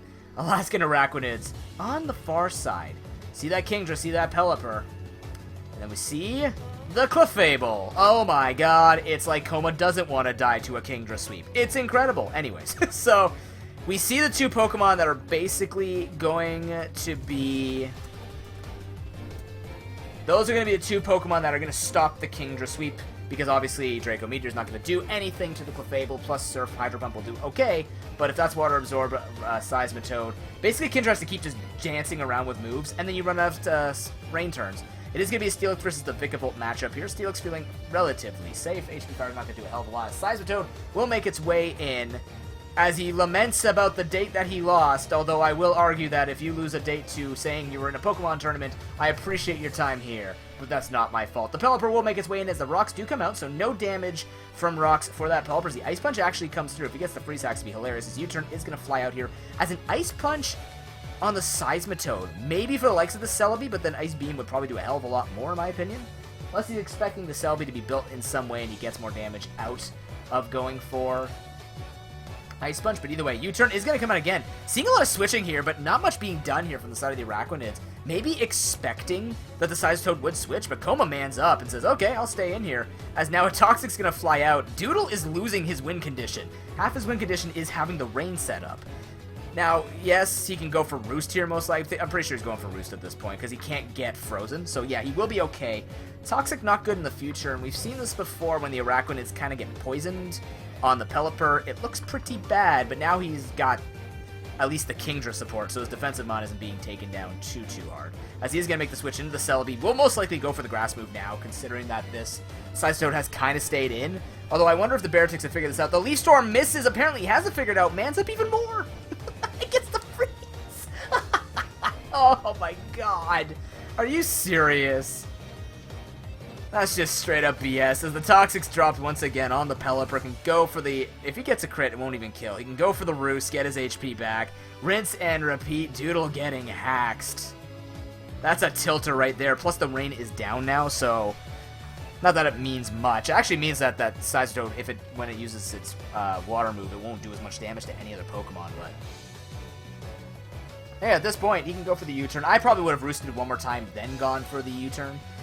But Celebi getting hacks there. Yeah, it's got Natural Cure, but I wonder if this thing is carrying a Rindo Bear. No, it's got leftovers. Leaf Storm will one-shot, and that's one condition that Doodle needs to take down in order for his Kingdra to go. Now he actually says, I'm going into Sceptile. That's Giga Drain and Leaf Storm. Interesting. Obviously knows the damage calc. I don't know. But Sceptile can come in here. Tanks up the Grass move, or takes up the Grass move. Is this thing choiced based on the fact we haven't seen leftovers? Maybe. He switches, most likely, as we actually see the Drizzle set up. Mega Sceptile goes for the Dragon Pulse. That's it. That's the rain, and the defensive core of Coma on the Beartrix side not taken down. So, Kingdra's gonna have to do as much as he can, but hey, you expect a Dragon move? ProPokeBowl. You expect a Water move? Seismitoad. Not a big deal. He could even... Coma could even, like, send in... Okay, he could do this too. Mega Sceptile's dead, because it will be outsped because of the Swift Swim. Now he's got -2 special defense. He just sees the opportunity to go to a Azumarill and Belly Drum. Smart play by the Beartrix here. I don't know if it's necessarily like your greatest option to sack off the Mega Sceptile, because Mega Sceptile could put pressure down on things like Drampa with its Stab Dragon, can outspeed the Celebi, or even check to see if it's Scarfed. But we do see the Aqua Jet and the Play Rough come out, kill off the Araquanid. It's not going to be doing anything to this Mega Steelix. I don't think this Mega Steelix wants to take a Liquidation, though. We see it. Whoa! What? Wrong time. Actually, you know what? It's probably just Aqua Jet. Yeah, that barely misses the kill with Heavy Slam. +6 Aqua Jet cleaning this up. Doodle just not getting what he wanted. He knew that Seismitoad Toad down, but even then the Celebi was not, or the Clefable was not handled, which means the sweep wasn't necessarily complete. As Mega Steelix would have come out against the Clefable to check to see if it maybe had even Flamethrower or something like that, and with the rain it wouldn't even matter. So he would have had it well, but missing that Leaf Storm, that's +6, not going to do anything as he could just go for the Scald. Actually shows the Scald as the water move of choice. No Surf, no Hydro Pump. Clefable could come in now. And I am happy, Coma. That's actually a lot of damage. In the rain, that could be a kill on a higher roll, but it's down to Drampa versus the world. He's facing a Fairy type. That hacks, though. Knowing that he needed to hit that grass move, I think actually Giga Drain would have been the best choice, in my opinion, for the Celebi against the Seismitoad, but nonetheless, Beartix walk away with some cheese. And game number 1.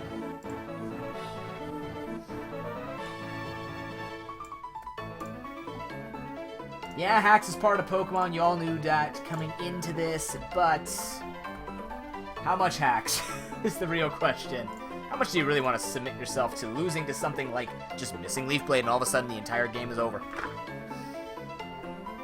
But what do we celebrate here? We most certainly celebrate the fact that Coma played extremely well around the Pelipper, right? The Pelipper had to come in to keep tanking the hits, got the rocks down. Yes, it was a bit ballsy. Yes, he gets the freeze, which stops the second Leaf Storm fallout from the Celebi.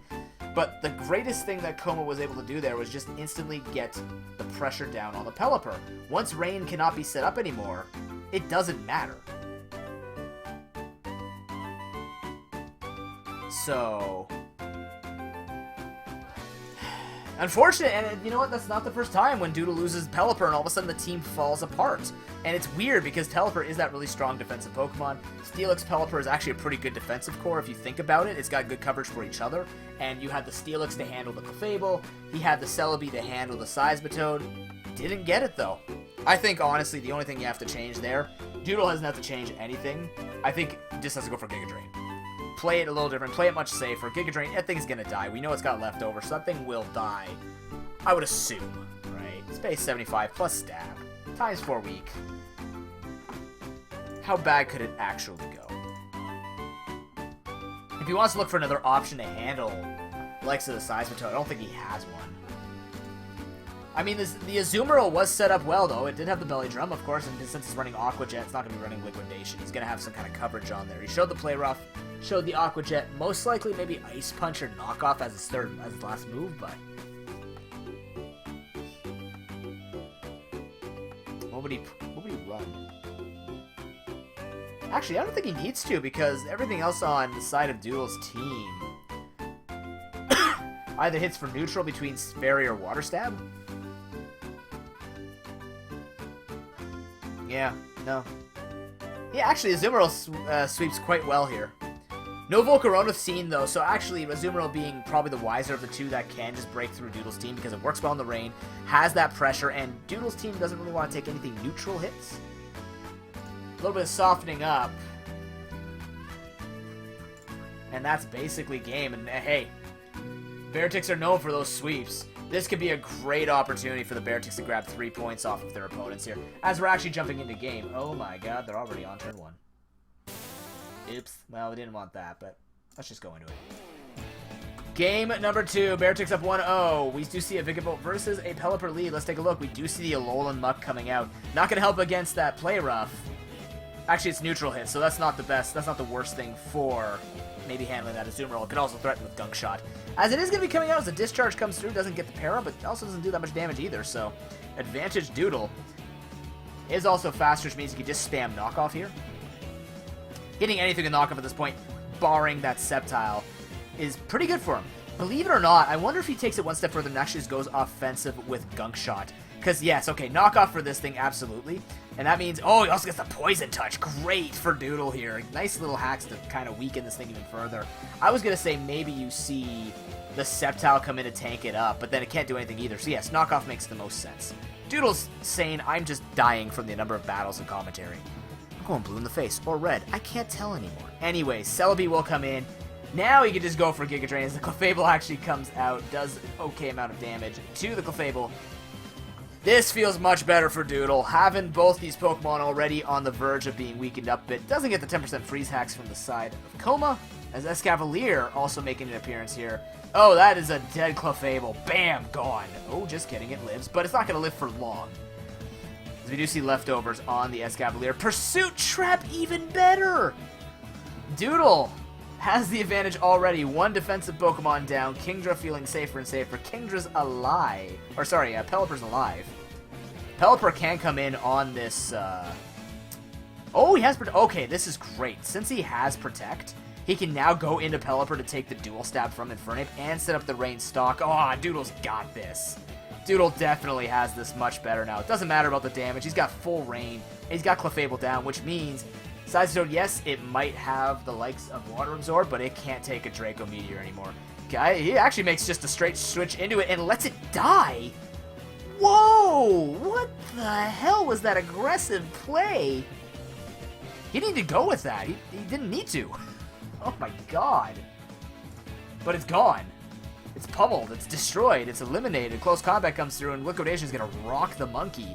But I don't know, I think Beartix have to up the salary of Infernape after tonight, taking out that Pokemon that Doodle was supposedly trying to support to get the sweep with, and now Araquanid has to stare Azumarill in the face as Liquidation is going to come through, does a bunch of damage. I don't know why there was actually even a use of not Play Rough, but it is going to be used now. It does take out the Araquanid. I guess it didn't matter either way, but I think maybe Play Rough had a chance to actually kill the Araquanid. Can't remember the damage calcs from last game. But just safe, yeah, 57%, it was dead from Play Rough. But not without leaving a bunch of damage. Knockup is going to be used. The leftovers are gone. I don't know if that's necessarily the best. I may have gone for Aqua Jet just to get a lot of damage down on the Escavalier. Try and set up for anything else. Sizetoad comes in now. Doodle's still feeling okay. He's got the Celebi and he's got the Muck. Earthquake's not going to do anything to the Celebi. Instantly just has to threaten the grass move. We see the Psychic come out instead, so now both Vikavolt and Sceptile will be hit by that. Also knows it's in range to die from a Psychic, so Doodle's got the coverage. He's ready to go. Psychic comes through. Doesn't even do half. As Discharge actually used predicting the switch, I guess maybe to either Alolan Muck or maybe Pelipper? But he actually just ends up going for Discharge. Coma's not doing anything here. He's just letting this thing die. He doesn't go for the Bug Buzz, and he's gone. That's it. Sceptile can't fight Mega or fight Alolan Muck.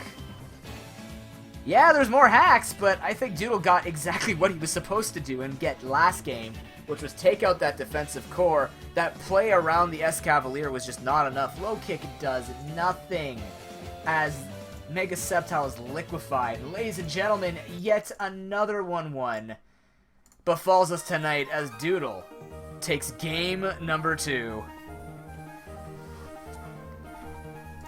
And let's be honest with ourselves. That's not good news if you're the Beartix looking to get into the playoffs, because the more 1-1s that you're suffering from, the worse it's going to get for you here. We'll actually be paying very close attention to the scores tonight, because with triple 1-1s here, we were saying that people have to kind of break out in that three-way tie, and so far two of those people are staying in the tie, so not working out in favor for the Beartix, and not even for Doodle. I really do think he wanted a stronger win than that, especially in game number 1. We'll get a little bit of hacks there, but yeah. Oops, there we go. But yeah, you know what? We saw the defensive core, what happens when it stays alive, and Doodle loses the Pelipper and can't sweep with Kingdra, and then we saw the flip side where Doodle's just like, okay, sure, feed my Escavalier and Alolan Muck all of your Pokemon, and we'll just win from there. So, and that's pretty much what we expected. Like, the best thing for Doodle to do is just kind of work around with it. And Araquanid is a pretty tough Pokemon for the Beartix to tank as well, because Leech Life can be used on prediction of Seismitoad, which isn't still going to kill it. But yeah, Liquidation in the rain just does so much damage to anything, Clefable included. And you saw the amount of damage it did to the Azumarill. Like, it's just a powerhouse, so Sadly for the Bearticks, they are not going to be like in their position right now, but they still have 2 weeks. They are much closer to that threshold of not being kicked out of the playoffs than the other two below him, so not all bad news for the Bearticks, but they definitely have to pick it up in week number 8 and 9. We'll be back with the fourth match tonight, which is finally the Sarasota Suicunes versus the Sock Power Sky Sharks. Thank you very much for your support, ladies and gentlemen. See you soon.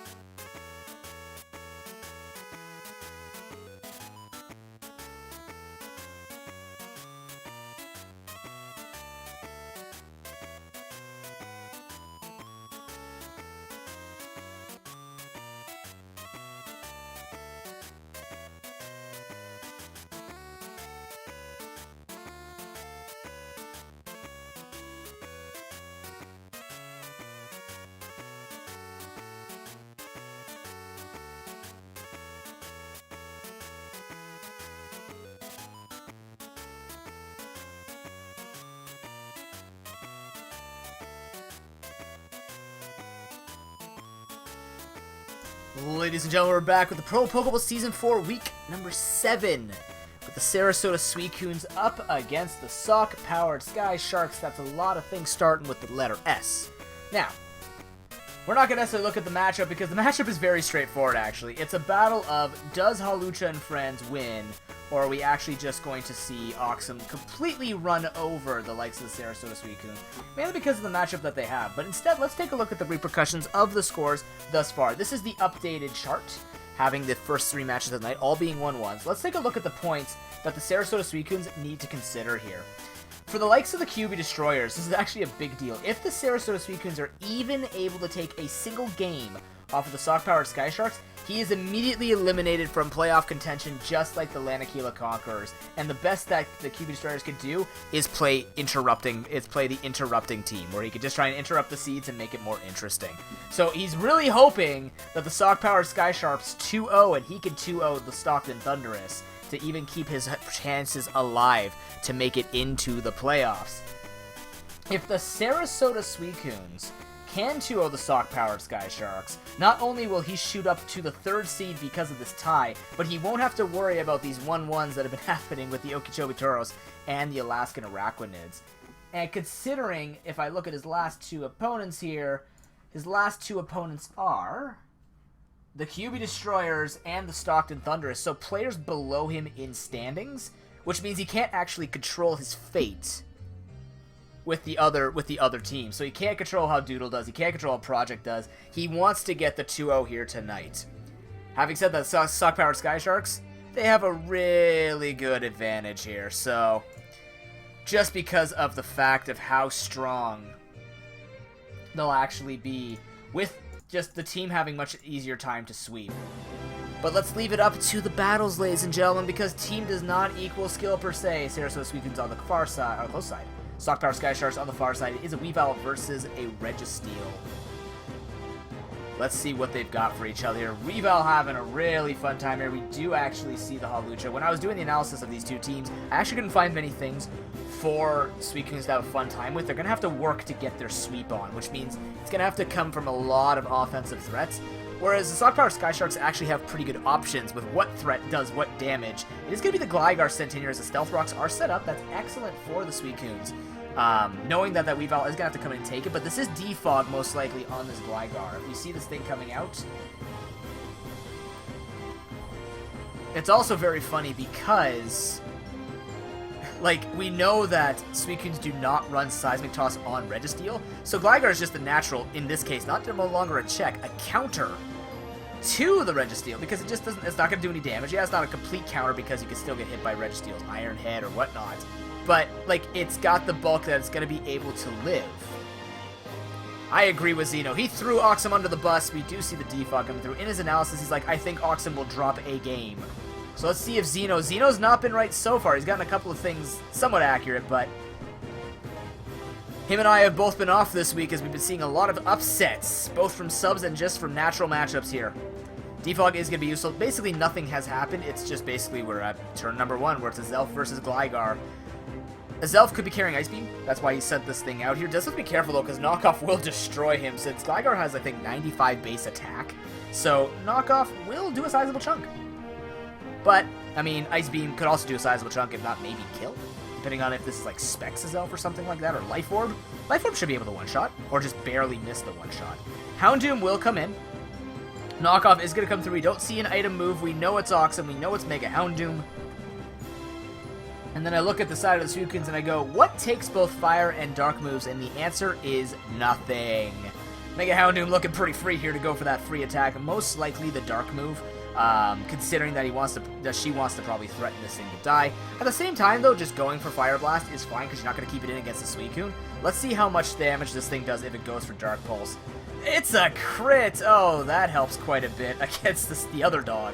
It's a battle of the dogs right now. This is a dog fight, ladies and gentlemen. But with that crit, it does mean that Suicunes cannot just stand in here with the Suicune and take a lot of damage. We'd also be cognizant of the Destiny Bond that was revealed on the moveset. It seemed to get a lot of value last time. Let's see if we can do it again. Dark Pulse not going to be doing enough, but enough damage. Ooh! Doesn't actually expect that to do that much damage, maybe? That's a waste of the Mega Houndoom. I think that thing had a really good time just, you know, coming in and threatening a Pokemon to come out. Especially when you see the likes of, you know, how much that could have done you know, you just spam Dark Pulse, and no Pokemon really has to stand in there. Maybe Diggersby if it's Scarfed or something like that, but kind of feel like if you saw the Scald coming, you had a Ludicolo, you had a Thunderous T, but the rocks are gone, so Weavile comes in for free. That rhymed, teehee. But anyways, let's see. I think Low Kick can kill from that range, maybe? Should we take that chance? Oh wait, no, he's got Knockoff. Haha. Hard Knockoff's gonna hurt a lot. I think Suicunes are going to get as much value as they possibly can, but apparently I'm wrong, as the Knockoff's going to come through to a huge chunk to that Registeel. This is where Ironhead is feeling good. Low Kick is going to not feel good. I don't know if Low Kick will kill from that range. I wouldn't want to take that risk either, as the Gligar will come in. Thunder Wave revealed from the Registeel. Not that it's a big surprise, but it's a big surprise from the likes of the Suicunes playing. Gamer usually bringing very different movesets on this Registeel, but he's not going to get the value to paralyze. Maybe he knows the damage calc that he could take a Low Kick, that's why he went for it, but nonetheless, the Azelva's going to have to come in, get rocked by the knockoff, and a Focus Sash actually knocked off, so doesn't matter regardless. Good information for Ox in the future to know that if she's going to try and sweep with the likes of something like a knockoff Weavile, this thing will not die. But the knockoff also is used on the Gligar, so despite the fact the Azelf goes down, the Gligar has lost its bulk. This is very useful for Gamer, considering that this thing is a pretty big tank. Gotta be careful. Earthquake could kill with a crit, or maybe just kill if it's max attack. Ooh. But Scald will now kill, most likely, because that Eviolite is gone. As we do see the Ludicolo come in. This is what I figured would come in originally, instead of the Mega Houndoom tanking the hit. Or, if he knows he's going to die next time, if that thing is carrying D-Bond, I do expect D-Bond to be used, just to take 1-for-1, but I still don't think it was worth it either way. So now Ludicolo comes in, Quad resists that, the burn's not going to matter anyways, as the Suicunes opt to throw in the Registeel. Doesn't matter. Also a Leftovers this time on the Ludicolo, so maybe probably a little bit more of a bulky one since it's also using Scald. Rocks will be set up again, but hey, Gligar's back in. Doesn't matter, Gligar can always tank this thing up 100%. It has the likes of, what's it called? It has the likes of Roost, it has the likes of Defog, Earthquake. It's got everything it needs to handle Registeel no matter how it's built. And unfortunately, he actually ends up bringing Rock Slide? I think Ironhead would have did more damage there. Of course it would have. Interesting. We do see the Hawlucha come in. Maybe he's comfortable in how much damage he can do. I would honestly expect maybe a Roost come out from the Gligar. But then again, Gligar can't do anything to this because I think we've seen the moves. Unless he's carrying Acrobatics, which I don't expect, or Aerial Ace, which we have seen before. We see Suicune come in instead. So Roost is used. Okay. False Sense Security gets a little more health on the Suicune. Maybe now he's in range to live and go for Scald and try and get this thing out of here, which could make Hawlucha have a much better time. Although I don't think Hawlucha is going to be able to take anything out, and Oxum should know that, because, I mean, yeah, high jump kick's a thing, but it's not raising its attack unless it's got Swords Dance on that moveset. So, generally speaking, the way you would think you would use Hawlucha is you have to have kind of like a Mitchie situation where you got hazards or a lot of damage spread out on a lot of Pokemon, and then Hawlucha just comes in, outspeeds, and kills everything, barring any priority. But because Weavile's alive with Ice Shard, and Metagross hasn't taken any damage, I don't think that Ox is necessarily afraid of that Hawlucha trying to do anything. Giga Drain will come out here, makes that double switch, try and bait it a bit, but this is a neutral hit. Sacred Fire should not kill, especially since this seems like a more defensive build for Ludicolo. I think it'll just die if he keeps it in here, try and do something. Yeah, you can get the burn, a lot of damage down, but is it worth the Entei kill, especially when Entei can do okay against the likes of Metagross? He ends up going for Stone Edge. Nice chunk of damage, but Scald's gonna doom it. Worth? We're about to find out. It's 5-3 right now in terms of Pokemon. Hawlucha's still looking for this way in. I mean, Oxum's not going to send in Metagross to tank up a Sky Attack into all that stuff. Yeah, here it comes. Sky Attack will come through. Fair amount of damage, but not as much as you'd think it would be, because that's with no Eviolite, by the way. Acrobatics not even doing enough as Roost will come out. Knowing that he could tank the Acrobatics, Oxum feeling pretty comfortable here just to say, okay, keep attacking me, I'll find a way to hurt you. But the answer is, Knockoff isn't going to do anything because the item is used up. All you can do is little damage here and there. Maybe set it up into range to officially die to an Ice Shard, and that's exactly what she can set up. And she has the freedom to do so because nothing's been hurt in the past here. No crit is going to do it. Yeah, she's going to go for Knockoff. Now, this is a little dangerous, though, because she's playing with it. I would expect another Rooster to be healthy. But, oh, against the super low roll, she lucks out, because that was a super greedy knockoff. All you have to do is get back to full health, be able to take these hits, and then proceed to go for the knockoff to get in range to die to Ice Shard. That's all you gotta do. the best you can do. Crits at this point won't kill, but I think you still end up going for the likes of the roost. But going for the Drain Punch instead, again, not high jump kick, it's Drain Punch as the moveset choice. That's definitely a no-no, because now, because Hawlucha's in here, what a freaking moveset. That is very interesting. As a knockoff, we can start going through here. Ox is feeling even more comfortable, because since Acrobatics isn't being spammed, she can get more knockoffs in and be even at a healthier rate with the likes of this Gligar. So once again, she doesn't get herself up to full health with that Roost. Just hoping that it just won't roll high enough, unless I don't know that the damage calcs can't roll high enough with Acrobatics. A crit can happen, but the Metagross won't die to Drain Punch, especially with no Swords Dance, because this is the moveset you're looking at. And there it is again. She actually ends up going for the knockoff again, so knowing that she's most likely super comfortable to just kind of beat down that Diggersby, though, and everything else like that. I gotta be careful with that. He still has a switch on the side of Gamer here to try and get Diggersby maybe with a Scarf to win. Weavile comes in. That's probably in range. They have the damage calcs to kill with Ice Shard. If it doesn't, Drain Punch is gonna feel really good here, finally. But if he switches it out, then this is an itemless, no Unburden boosted Hawlucha. Although it is still a fast Pokemon. It will still outspeed, actually, the majority of the team he needs it to outspeed. So this is really as much value as you're going to find on the Hawlucha. So maybe he does actually preserve it, goes into it. Ooh! Gets faked out. Definitely guaranteeing an Ice Shard. But maybe he just switches into Suicune now? Because he's going to have the speed to take on that Thunder Steed and everything else. No, and instead, I'm stupid apparently, and he just lets it die. I really do think he could have switched it there because he outspeeds the Ludicolo. He outspeeds the Metagross. He won't outspeed this thing, but he's not going to beat a Weavile anyways. He does outspeed the Thunderous T as well, which means he could have used Rock Slide to take down Thunderous T. He's really putting all the eggs in the Diggersby basket.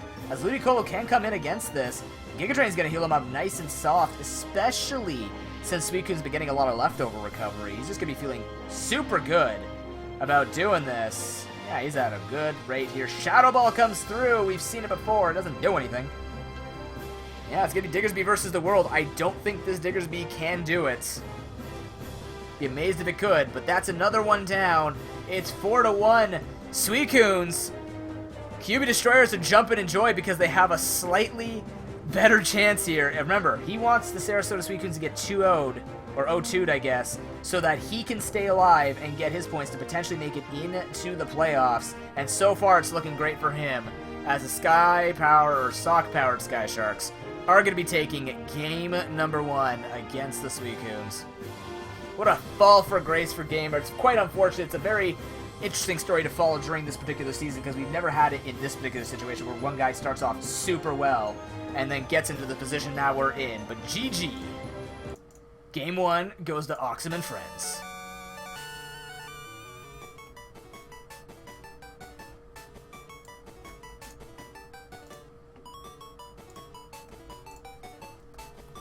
And I think that game demonstrated what I was trying to explain before, where her ability to go aggressive is so much easier than Gamer's just because of the matchups and the fact that there's not much room for Gamer to try and tank up the hits. There's just, you know, you got the Ludicolo for the... you have the Ludicolo for the Suicune. You have... Let me take a look at his defensive Pokemon, right? Salamence can't take on a Weavile if it's not taken out. Moltres is just not going to have a good time. And, you know, the Registeel just doesn't like Low Kick. It doesn't like Earthquake. It doesn't like, I don't know, Mega Houndoom. There's just so many Pokemon that handle him effectively that Ox just has the upper hand from the very beginning. Maybe this was the one, not Ivan versus Icy. Maybe this was the one matchup where it's like the higher seed actually has the advantage draft-wise. But I believe in the Suicunes. I mean, the moveset isn't that bad. Now seeing what the Hawlucha has with the Rock Slide, it's good to take on that Thunderous T. I think it just needs to be a better spot. So what can he actually bring to handle that? I kind of want to see Stunfisk with Earth Power. I don't know why, but that can take on the Metagross fairly okay. Maybe it's just a fault to the draft. Or maybe it's just, again, well, it's that week again, where it's just the drafts are not in the favor for each other. But...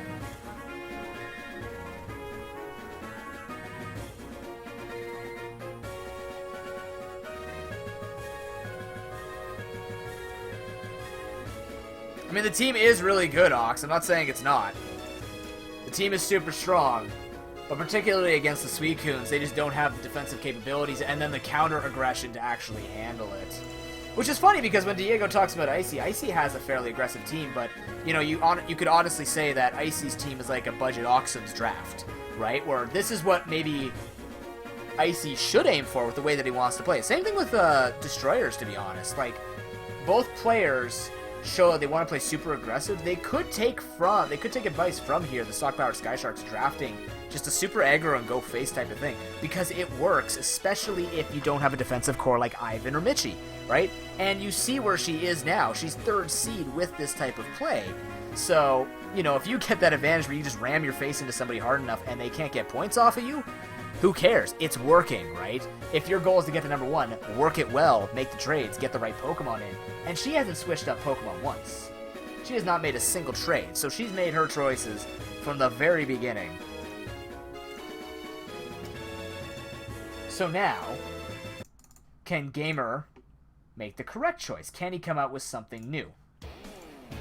Because at this point, it's looking curtains. This man has gotten a point, and he's gotten 1 point over 4 weeks, I think?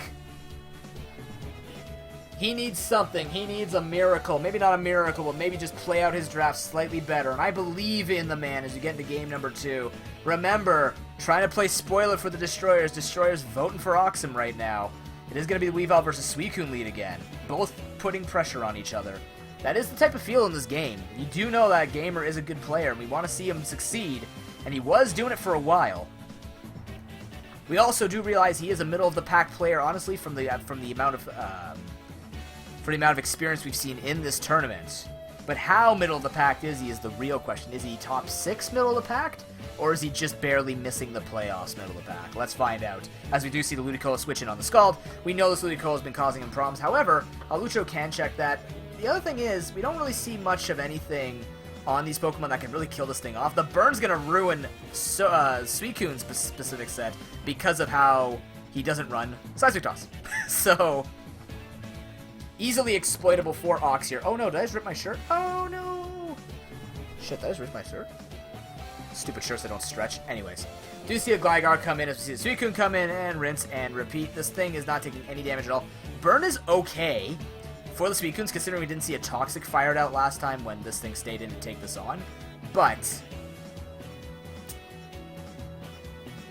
another thing that we have to kind of think of here is with this Burn, yeah, there's no Toxic that we're necessarily seeing. We also saw Thunder Wave on this Registeel, but it's definitely not enough. You want to see this thing worn down, especially with how much trouble Gamer's having taking this down. And there's no way Oxum's going to keep this thing in on Hawlucha, unless there's like a really good reason she's going to win off of it. Stealth Rock does come out, but again, Defog comes through. The Gligar is the easy switch. This is almost autopilot for Ox because the matchup is just so good comp-wise, and we don't see any switches on either side, so expect the game 1 to look exactly or almost exactly like game number 2 with maybe a bit of extra mind games here and there. But what mind games can Gamer actually play? Because he doesn't have extra plays to handle this right now, but he can still get in here with the Suicune.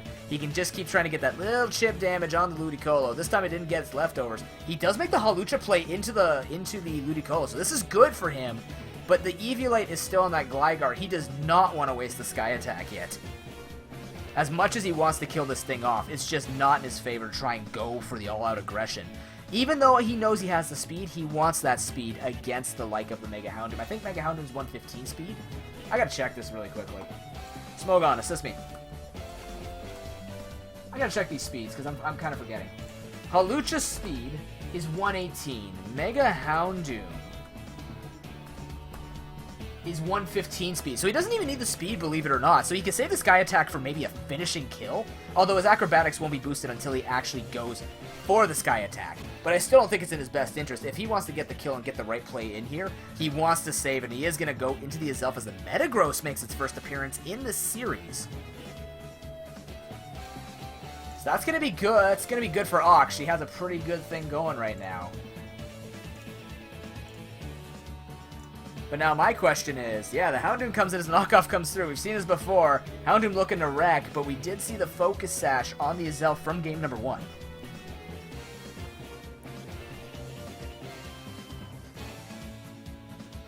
You're never getting those Pokemon, Ox.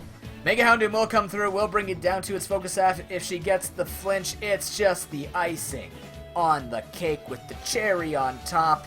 And salty tears from Gamer as he does get haxed out. Maybe he had something. I don't know what he would have actually gone for to hit this thing. Oh, it's Dazzling Gleam. Yeah, that would have been good damage. Believe it or not, outspeeding? Oh, it's speed. Oh, he's 115? Oh, I didn't know his elf was 115. Did he get a speed buff? I thought he was 110 speed. Either way, he gets at least he gets the damage in there. It would have been nice if he could have gotten even more damage in, but I don't think the damage would matter other than maybe like Diggersby killing with quick attack. I think it still dies from that range though, with being able to get that damage off. So not the worst thing for Suicunes. He knew that going in, but hey, E-Speed is also a thing that this Entei could be threatening with, or even Bulldoze if he wants to just tank a hit. But instead, Gligar is going to come in. E-Speed is used, as you can see, because the Eviolite's still on. This thing is going to be tanking it up no matter what. Without Eviolite, by the way, the damage calc would be 18%. Welcome back, World Leader. We're on game number 2. You are the last match of the night. Good timing, friend. He's going to look for the burn on this. He does end up getting it, which is useful. Knockoff Whoa! Doesn't knock it off. Is that Z Crystal? That's got to be Z Crystal. Alright, so Oxum confirms there's a Z Crystal on the Entei. Which means... Oh, he misses Sacred Fire. What's with the 95% accurate misses tonight? 5% chances twice in this night. But I don't think it's in his best interest to stay in here. He doesn't want to take those Earthquakes. That's just going to hurt. He got the burn. That's the best thing he can ask for, because now not only is this thing not going to be hurting with either Knockoff or Earthquake, the more important move to worry about, it's also not going to be able to stay perfectly healthy. It could fudge the numbers a bit where Roost has to be used, and it's not going to be perfectly useful anymore to put pressure down on the likes of the Registeel or on the likes of the Hawlucha. It's not going to be able to set up the numbers like it did before. So now Ludicolo comes in, Ice Beam is fired out. That's a lot more damage for the Suicunes to use. I'm liking this over the Shadow Ball. It does slightly more, it has a higher base power too, so good damage. Suicunes finding their way back in. This is a nice breath of fresh air. Oxum being put on the back foot with a little bit of hacks, but that's Pokemon. Welcome to it. So, what are we taking a look at now? Oxum could still feel comfortable, just maybe go for a Skull. She could also just switch into Gligar, try and go for a little bit of damage. Stealth Rock's still being set up here. Now, interestingly enough, Gamer could be baiting to get that switch into Suicune, try and get more damage down on Ludicolo, and I like it, because if Ox goes for the she has to go for Defog here. She can't have that Weavile or Mega Houndoom taking the damage, so Gamer, I think, honestly has a little bit of an upper hand. He's found his way in to get back here a little bit in the game. Showing a little bit, this is the type of adaptation you can make even if you don't change up teams. The cool thing is when you start making these little extra plays to get somebody into a rhythm, you can really get people. So Ludicolo is going to come back in, the Ice Beam fires out, that's a lot of damage, and of course because of the burn, the leftovers are nullified. So the damage that stays here will continue to stay. I don't think he wants to risk a high roll on this, but also puts up the Registeel so that the Giga Drain will actually be fairly useless. And honestly, I might have even gone for Giga Drain there just to get that little bit of extra health. Just to know that I can guarantee live one more Ice Beam in case we see a switch up. But instead, she is able to take out the Registeel at least, and he is going to be staying at that range. And I guess she knows that she can still live the Ice Beam, I suppose, unless there's some super high roll we haven't seen yet. Hawlucha can come in, and believe it or not, because of the range that it's in, he can go for Acrobatics and not Sky Attack, just to kill it off, because it should die from that range now, even without the boost, because it will be base. It'd be 55 times 1.5, which is 72? No, 82.5. And it's super effective. So yeah, without the boost going up to 110, Suicunes can take this thing out with Hawlucha. So Gligar does have to come in now, tank the hit. Because it's burned, again, this is damage, it's crit, whatever. But, yeah, I can Roost, but again, here's the Suicune. Suicune comes in, this Ludicolo is getting close to the end of its life.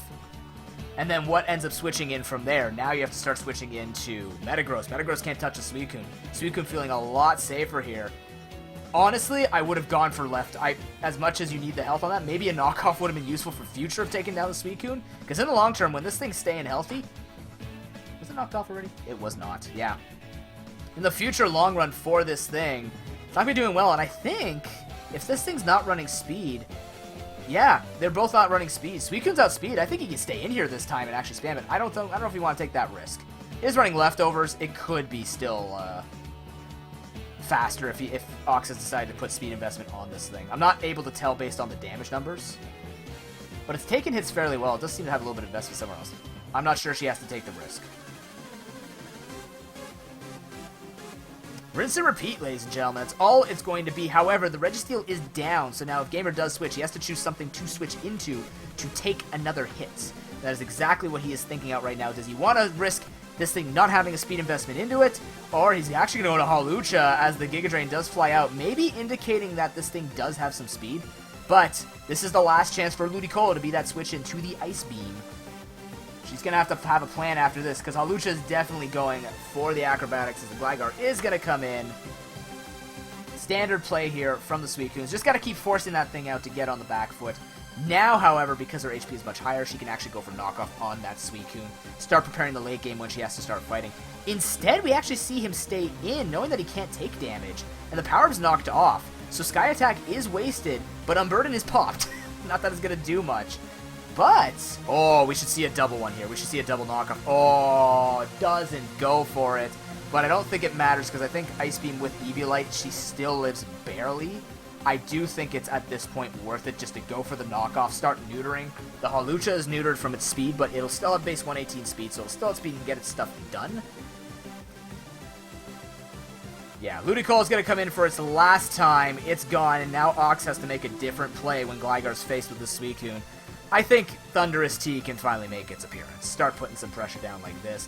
Although, is this Diggersby time? Is this Diggersby's time to just kind of like use HP Ice or get Wreck Noob? I don't know. Still taunting World Leader with that name. It is going to be Diggersby. I do expect to focus. Oh, God. Focus Sash, though. Focus Blast hits the Sash. Good prediction by Ox, knowing that Diggersby has to be the Pokemon that is going to be coming out. Also knowing she was going to hit, of course. Quick Attack will come through, though. That's actually not too bad for the likes of Ox, or for, Gamer, because that Quick Attack damage is going to matter here because either E-Speed or Sacred Fire, or in the future, if the Suicune had to tank a hit and go for Ice Beam, this thing will be brought to a range where it can die. Gligar has to come in to tank this hit. We do see the Stone Edge, which I think at that point, you might as well just spam Sacred Fire, because even if for some reason Mega Houndoom came in, Sacred Fire is still going to do more damage. So really, Gamer just has to make the straight up click the stab big hits, and he'll have a much better time here than trying to get the type advantage.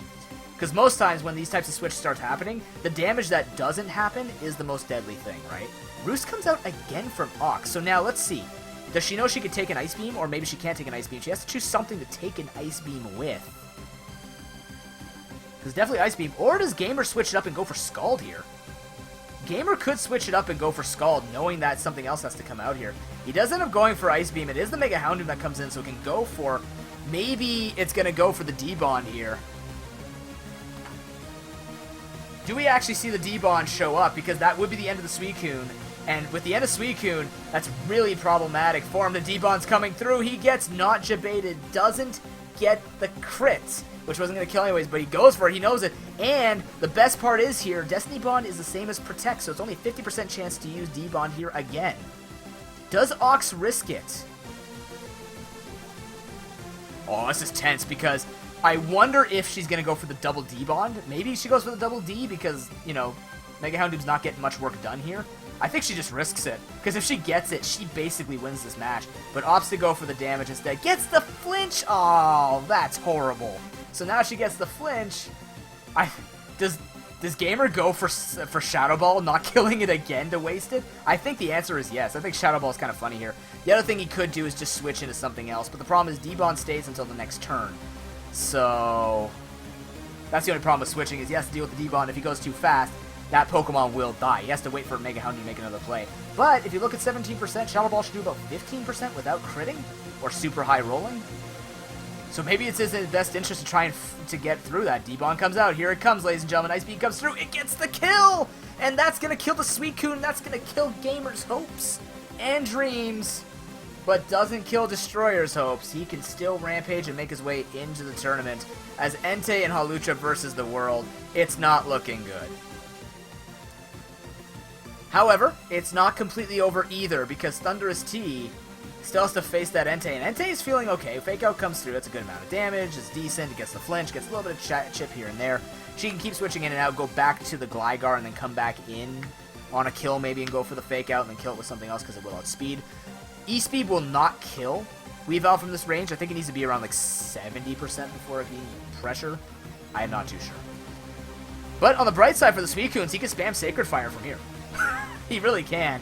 I don't know if he should, though, because the scary thing is too much damage and then basically Thunderous T outspeeds and kills with Thunderbolt. So this is a tough decision. I don't think he has a choice. Yeah, knockoff comes through. We see it's still a Z Crystal. We actually still see the Stone Edge fly through. Takes the risk that he could have missed. But I'm guessing 1 and maybe the Thunderous T to take the hit. Thunderous T does now come in.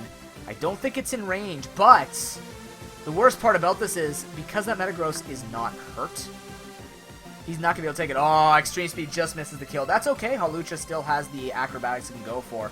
But we don't see the Gligar dead, but it is burned, so it's not going to be able to do much against it. It could eventually out-stall the Hawlucha. Oh, he misses Rock Slide, but he could have gone for... Oh, that's such a throw-ish type of thing to do.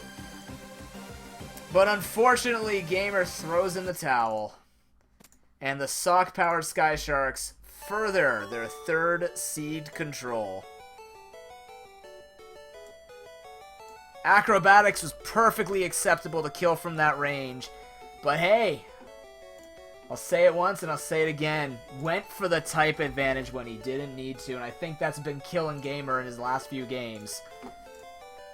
Ripperoni pizza.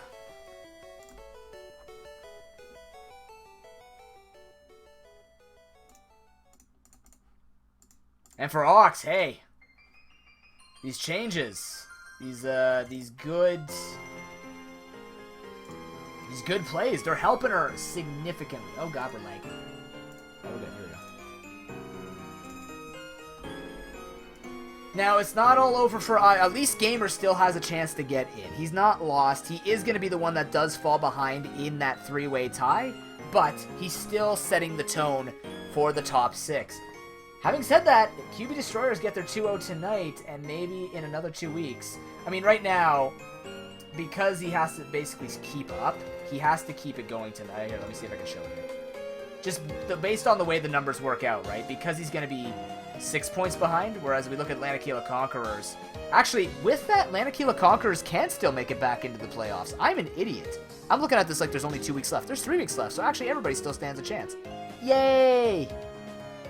Sorry, Icy. If you're listening to this, I apologize. You still have a chance, friend.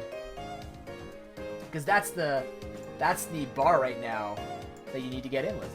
Awesome. Hey, that feels a hell of a lot better. Whoopsies.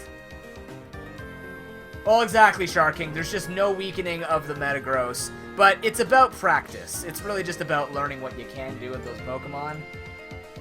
Doesn't score it. Just doesn't get it. Unfortunately, he's got to suffer another 0-2.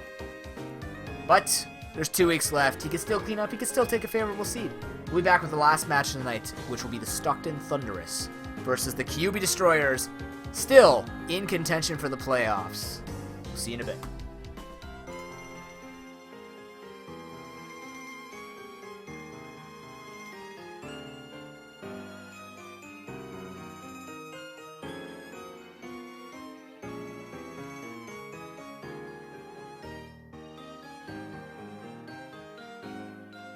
And just to correct, I saw it as 3 weeks. Icy, sorry, you're still out. Sorry, bro. Oh, wait, no, he's not out. He's not out, Ox. You're confusing me now. He can still do it.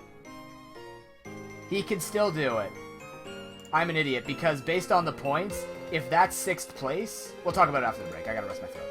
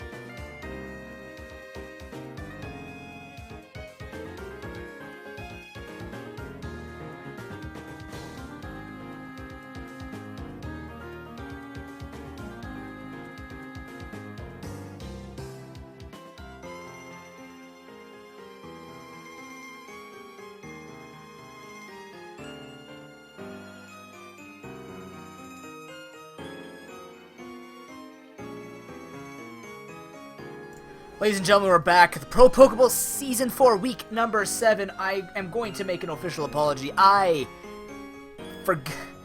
kind of read the numbers wrong. Let's just quickly go over this. There is a way that the Lanakila Conquerors and the QB Destroyers can actually be kicked out simultaneously in this last match of the night between the QB Destroyers and Stockton Thunderous. So, if World Leader of Stockton Thunders actually 2-0s the QB Destroyers, the lowest seed will technically have 9 points, which means that, yes, the Lanakila Conquerors can still actually make it in, because theoretically, the Okeechobee Tauros, the Alaskan Araquanids, and... it would have to be the Okeechobee Tauros and the Alaskan Araquanids have to 0-2 both weeks, and Lanakila Conquerors have to 2-0 both weeks. So there's still a chance for him to make it in. It depends on the head-to-head from there. But for the QB Destroyers, he has to 2-0. If he won ones, yes, it's still okay for him because the threshold will be 8 points, which means he has to 2-0 in the next 2 weeks. But if he 0-2s this week, he will actually cost both him and he'll cost himself his chance into the playoffs. But it'll also cost. Okay, let's officially have this. I'm getting confused with numbers. He will officially lose it himself. So basically, it's on Darkness's shoulders right now. So, Icy actually voting for Darkness right now, considering just the way the numbers are working out. But for Stockton Thunderous, they're going to want those 2 points because you don't want to be stuck looking at that type of tie and being on the cusp of having to fight for 6th seed. That feels really bad, man. So,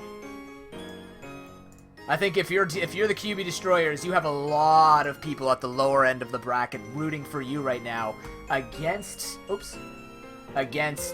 Stockton Thunders. But taking a look at the matchup, it's very interesting because I think the QB Destroyers have a lot of Pokemon that just kind of run Overworld Leader's team. The defensive core might be a bit difficult for him to break through, but because of the amount of offensive pressure that we have on the side of Darkness, we've seen in the past couple weeks he's picked up his movesets and they've improved in terms of how he's used them, and he's had a little bit of the upper end there when it comes to taking some points, or trying to at least put people on the edge of their seats when it comes to trying to take all of these matches or the series. So, I'm interested to see how this is going to turn out, because really,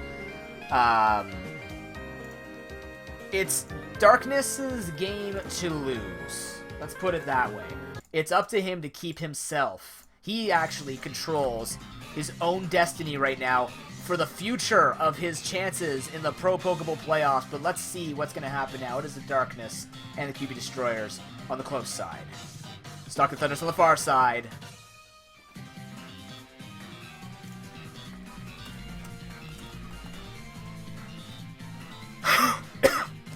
Let's see what's going to be going on here. So,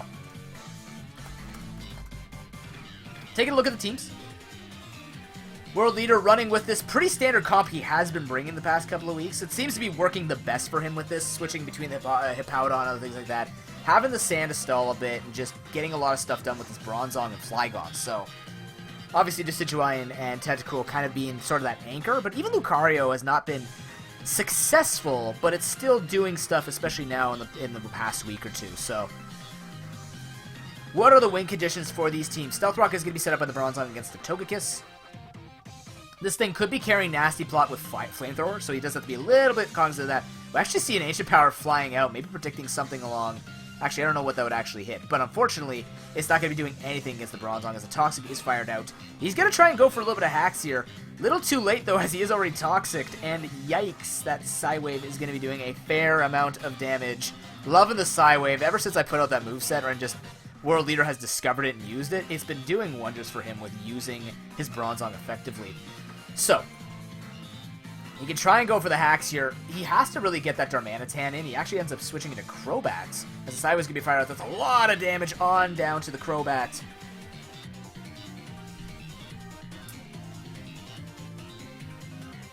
Actually, now that I think about it, even if the Destroyers 1-1, they can still technically win. It just means they have to 2-0 the next 2 weeks, because they'll be pushed to 8 points. Yeah, okay, never mind. So if, holy crap, I suck at statistics apparently. If the series is 1-1, I'm just thinking about it now because I feel bad that I've basically discredited the bottom half of the bracket in 4 different ways now. So if QB Destroyers actually win 8 points, both the Lanakila Conquerors and the QB Destroyers can actually 2-0 the next 2 weeks, and hope that Stockton Thunderous and the Boston Bearticks, no, QB Destroyers and the Sarasota Suicunes 0-2. Then they actually stand a chance at getting into the tournament, making it a 4-way tie for 6th seed. That would be super frickin' funny. But anyways, we do see Bulk Up come out from Darmanitans. So this is going to be a lot of damage that could be put down. He actually ends up going for the Flare, but oh my god, that Hippo does not like what just happened to it. But Darmanitan takes a heaping load of recoil. At this point, he could probably even switch into... Actually, no, because it's +1, that's going to hurt a lot, so... I think he just lets it pip out on, take the damage here, let it die to recoil plus sand. It's going to happen. It's exactly what World Leader's going to do. The sand is going to take it out after the recoil, but hey, QB Destroyer's taking that thing down. Sand will not be here to stay. And it brings it to a 5-5, although World Leader still has a slight advantage because he's got the Toxic down on the Togekiss. He's got his Rocks up, and we don't see a Defogger that we would expect, because Crobat is a Defogger, but we don't expect it to be on this moveset just based on the aggressive play that Darkness has brought out with these movesets before, so...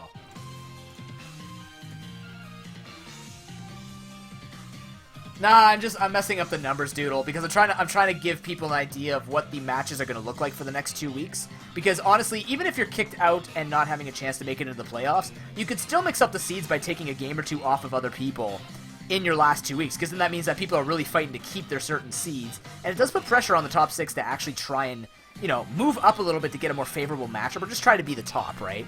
I heavily discourage sandbagging to get yourself the advantage in the quarterfinals, but...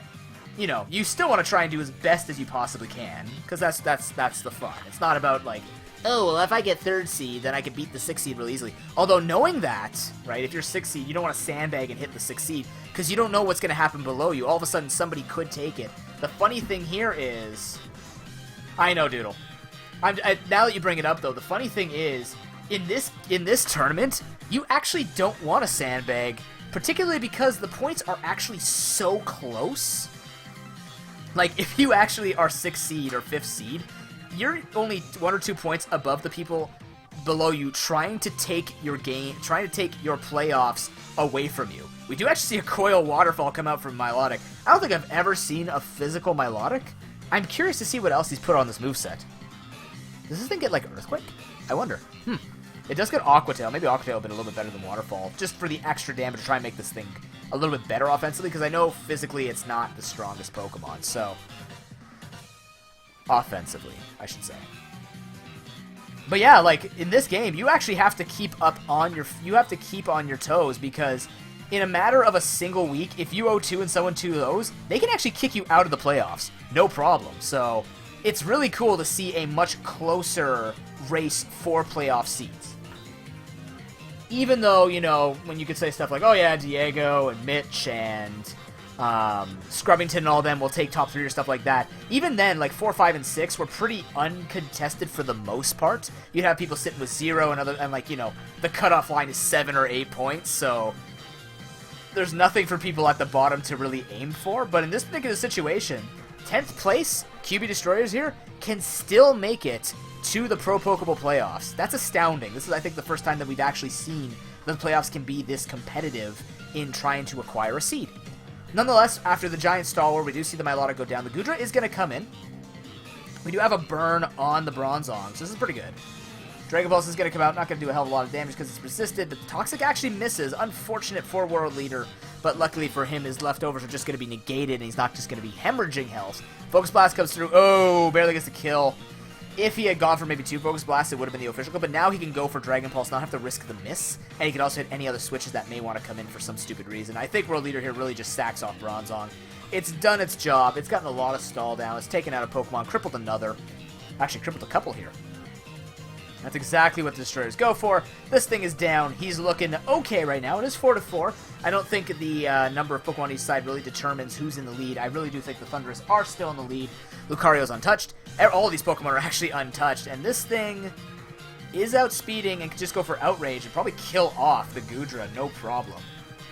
Actually, spamming Outrage here would be a kind of mistake because the Togekiss is still alive. Despite Toxic, it'll still absorb the hit, no problem.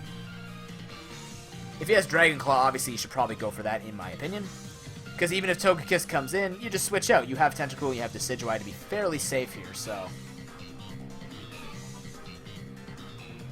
It's really interesting to see how both of these teams in particular, the QB Destroyers and Stockton Thunders, have kind of found their element, are playing in their element near the end of the season. But hey, you know what? No matter how long it takes, that's what we like to see from our players. It's pretty freaking neat.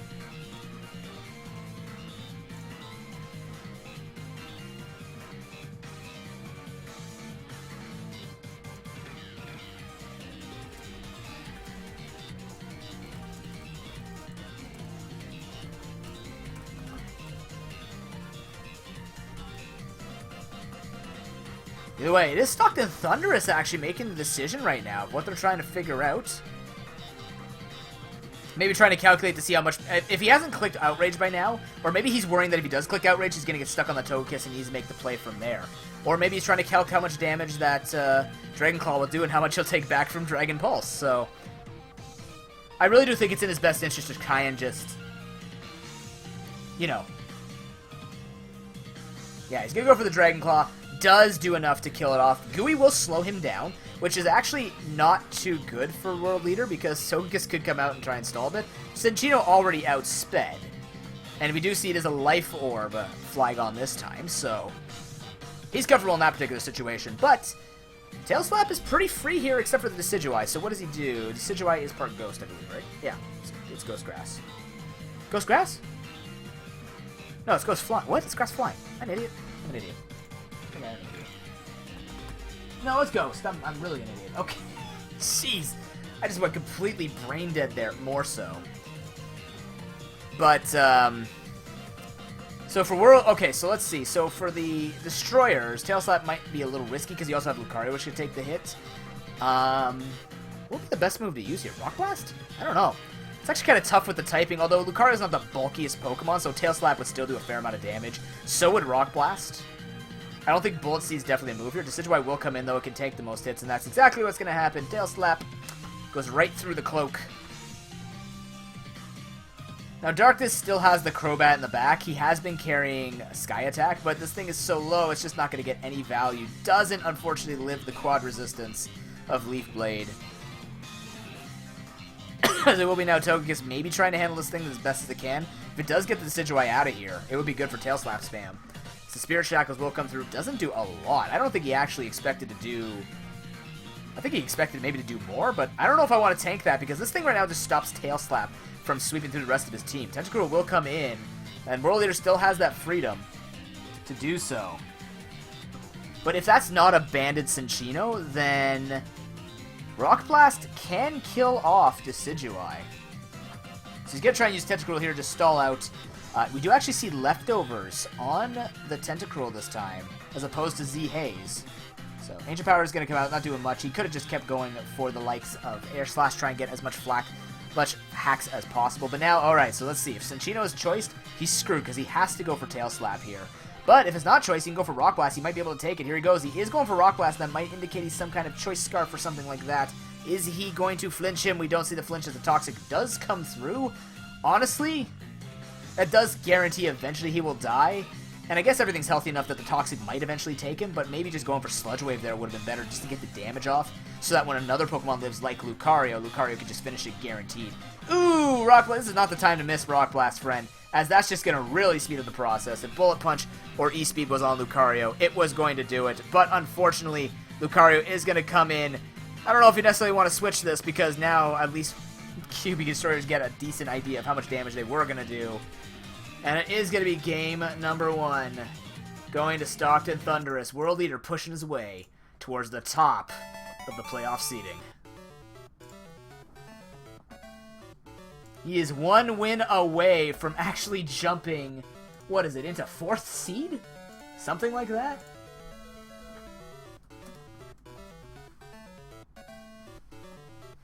I have to double check that. Yeah, he can jump into 4th seed and just overtake everybody else because of the number of 1-1s.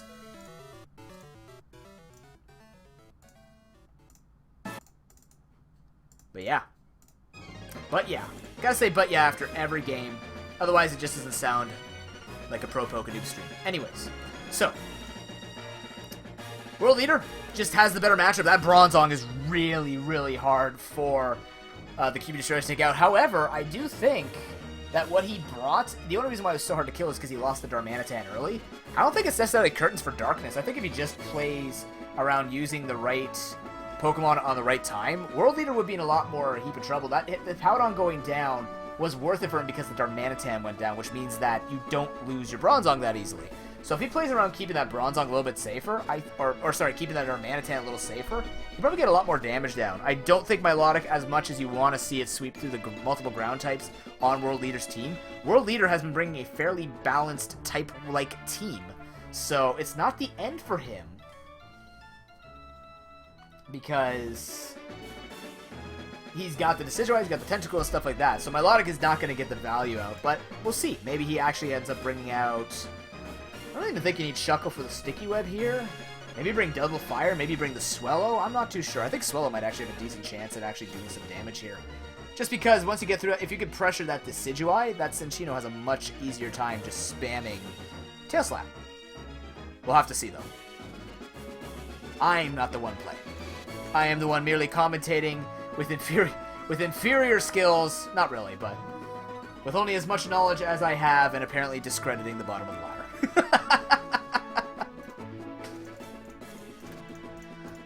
Unfortunately, a playoff is a playoff.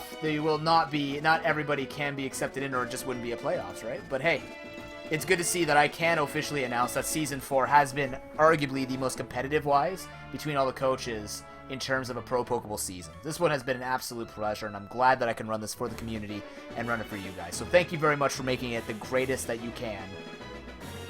Bring in your A game as much as you can, too.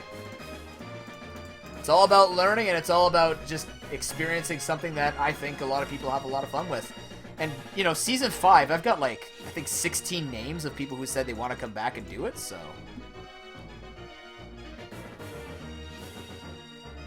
Sharpedo is Gen 3, Johnny. It evolves from Carvana. I think you can catch Sharpedo, but you can evolve from Carvana, too. Oh my god, my voice is so beat up. This is actually one of the longer nights, which is very interesting because we did start relatively on time, but the battles on average have been a little bit longer tonight because I think really the matchups, you can really tell if you look at the speed of the games. Speed of the games have been indicated because you know the drafts are winning, but then the player on the opposite side has had the better play. So when the draft is much more difficult to make it through, then you already know it's like, oh, well, the draft is in my favor, but my opponent plays better than me, so it's going to take them longer to try and beat me. So on average, you're going to increase the amount of time you spend in game. That's the way I'm viewing it.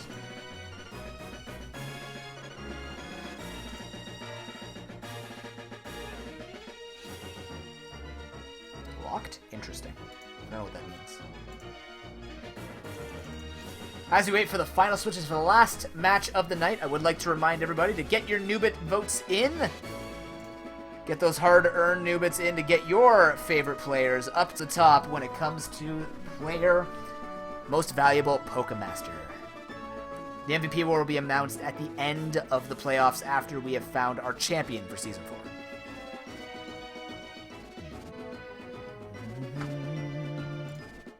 Such happy music for a wait screen. This wait screen is too good of a... It's too good of a gem to lose. Let's put it that way.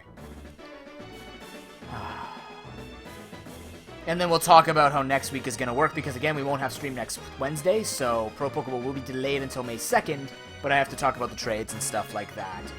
When to expect noobs notes and all that stuff, so...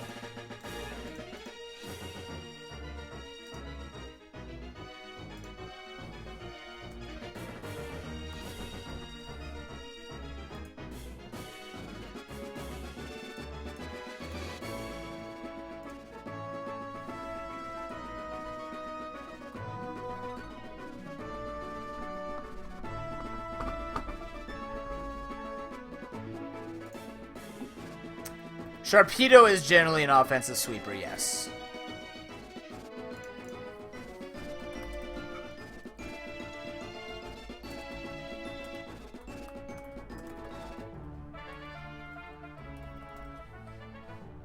We only got better with Mega Sharpedo. And Speed Boost, obviously.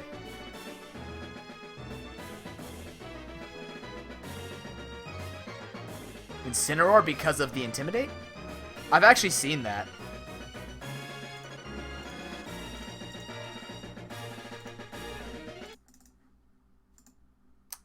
super interesting.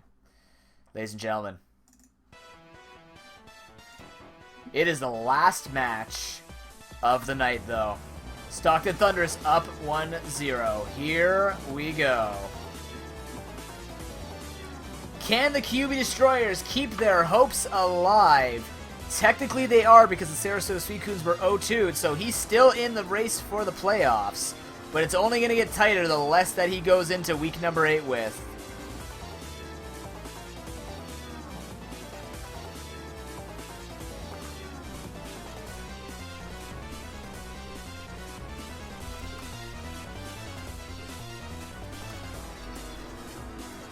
Believe it or not, one thing that I never actually enforced in the tournament, this actually popped up. If you guys use random gender generators, attract is a thing. We just if you're using attract, you know the risk, because I never make it like you have to keep the same Pokemon and movesets, but you don't have to keep the same gender. I never actually specifically said that.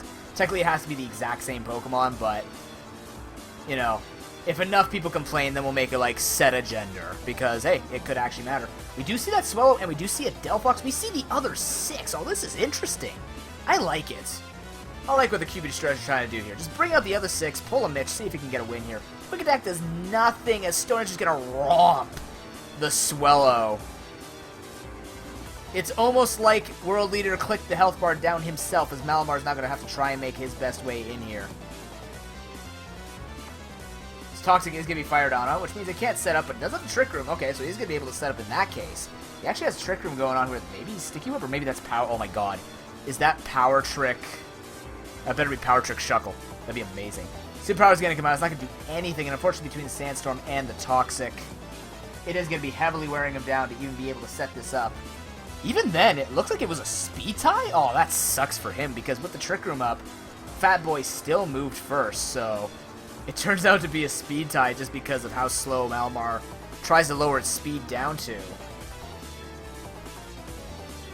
Yeah, it actually looks like if you go 135 speed, that might actually be its middle ground. That sucks.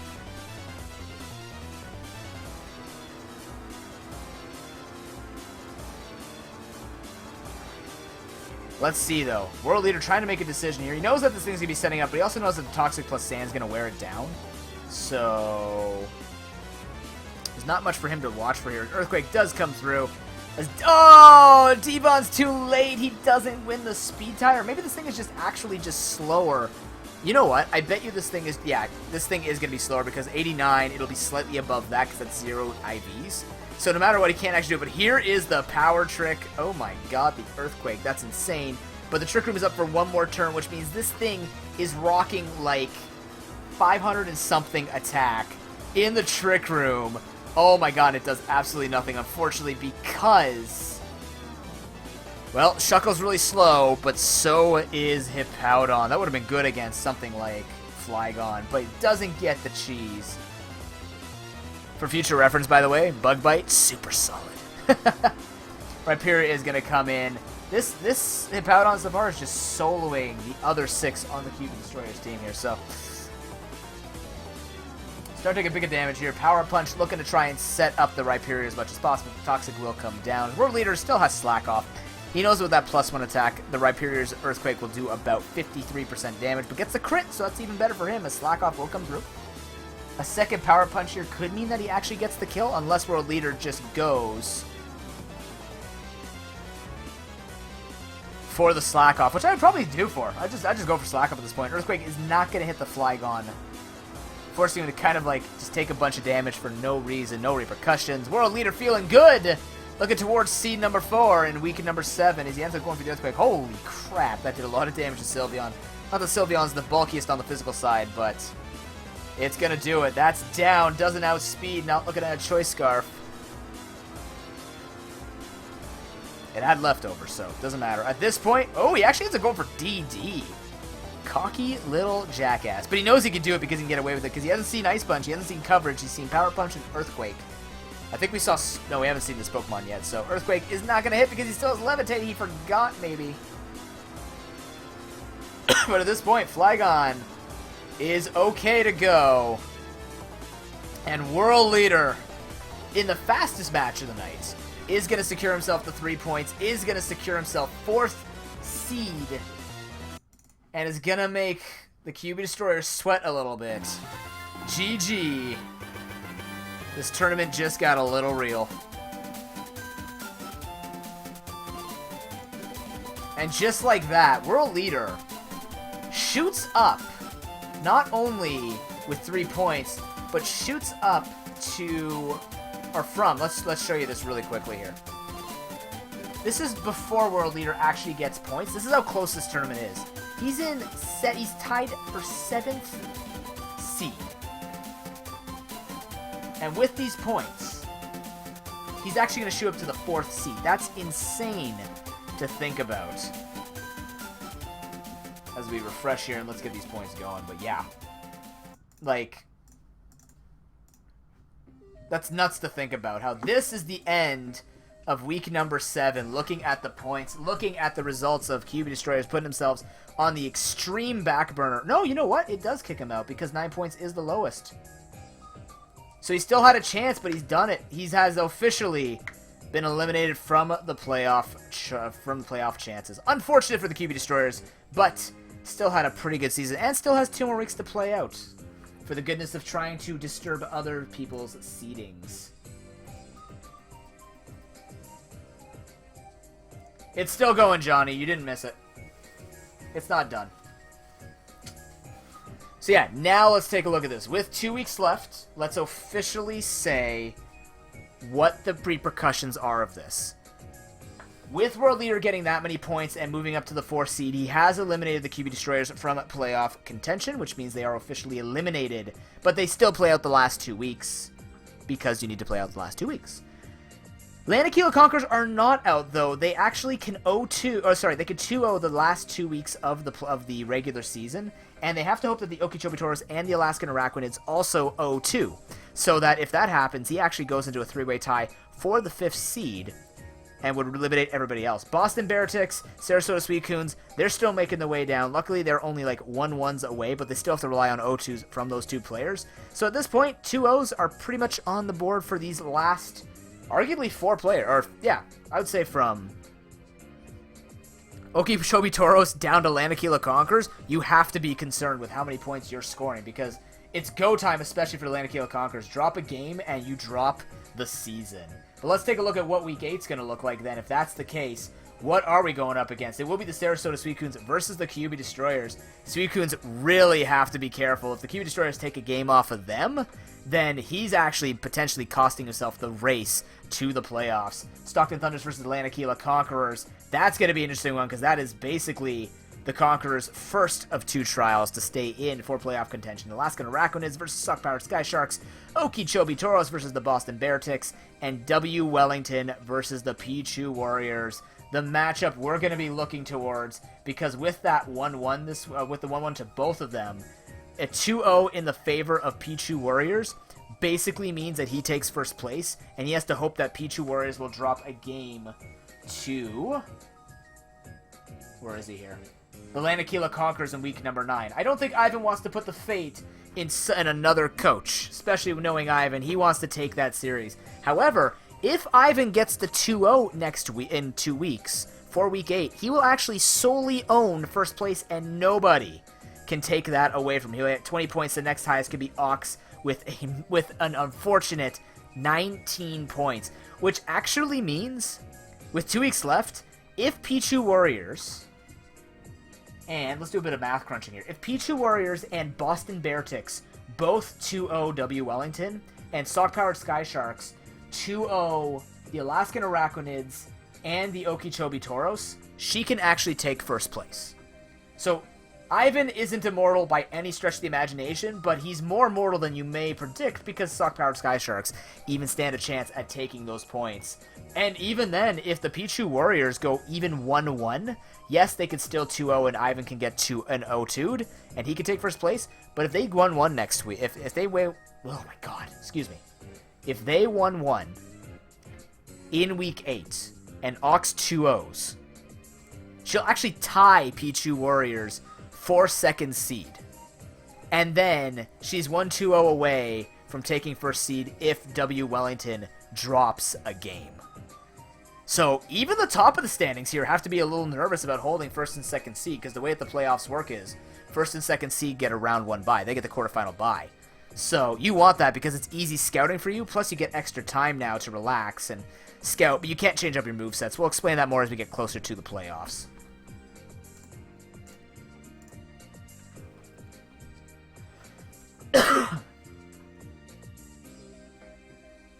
Ox, you have a chance to take first place with a couple of things happening. But yeah. It's still super close no matter where you look, from first place down to 9th place. Everyone still has a chance to make it into playoffs, and even then, seeds are heavily being contested at this point, and it's going to come down to the final 2 weeks of the Pro Pokeball Season 4 regular split. But yes, ladies and gentlemen, that is going to be the end for tonight. Thank you very much for joining me. Week 8 will not be next Wednesday. We do have to cancel it as a result. I'm not going to have streams from next Wednesday to Saturday. So Week 8 is planned for May 2nd, the Wednesday following at 8 p.m. Eastern Time. And everything should be a regular... let me just double check. It should be regular from there. I double checked before I came online. Yes. And then we should finish, depending on people's schedules for the playoffs, this official Season 4 should be finished with the playoffs sometime by the end of May. So you're looking at May 2nd and 9th are the last 2 regular season playoffs, and then we have a quarterfinal day and then and the semis and finals day. So we're looking at about 4 more streams officially for the Pro Pokeball. It's been super fun tonight. Thank you very much for making this a great night, guys. Good luck to you all. Enjoy. If you're here just for the Pro Pokeball, enjoy your week off. We'll see you May 2nd, 8 p.m. If you're here for other content, I am actually doing a Link to the Past randomizer run with zero knowledge of A Link to the Past with another guy by the name of Mr. Zelda OOT Fan. He's been in the chat before in the PTCGO days. He's a nice guy. We're going to be doing a collab stream, mini race, I guess, of sorts, to see me bumble around blind in a randomizer game. God help us all. That'll be tomorrow night, 8:30 p.m. Eastern Time. Thank you very much for joining me. Good luck to the coaches, and GG to everyone tonight. Get your final votes in for the most valuable Pokemaster Award. We'll see you in Week 8. Enjoy, ladies and gentlemen.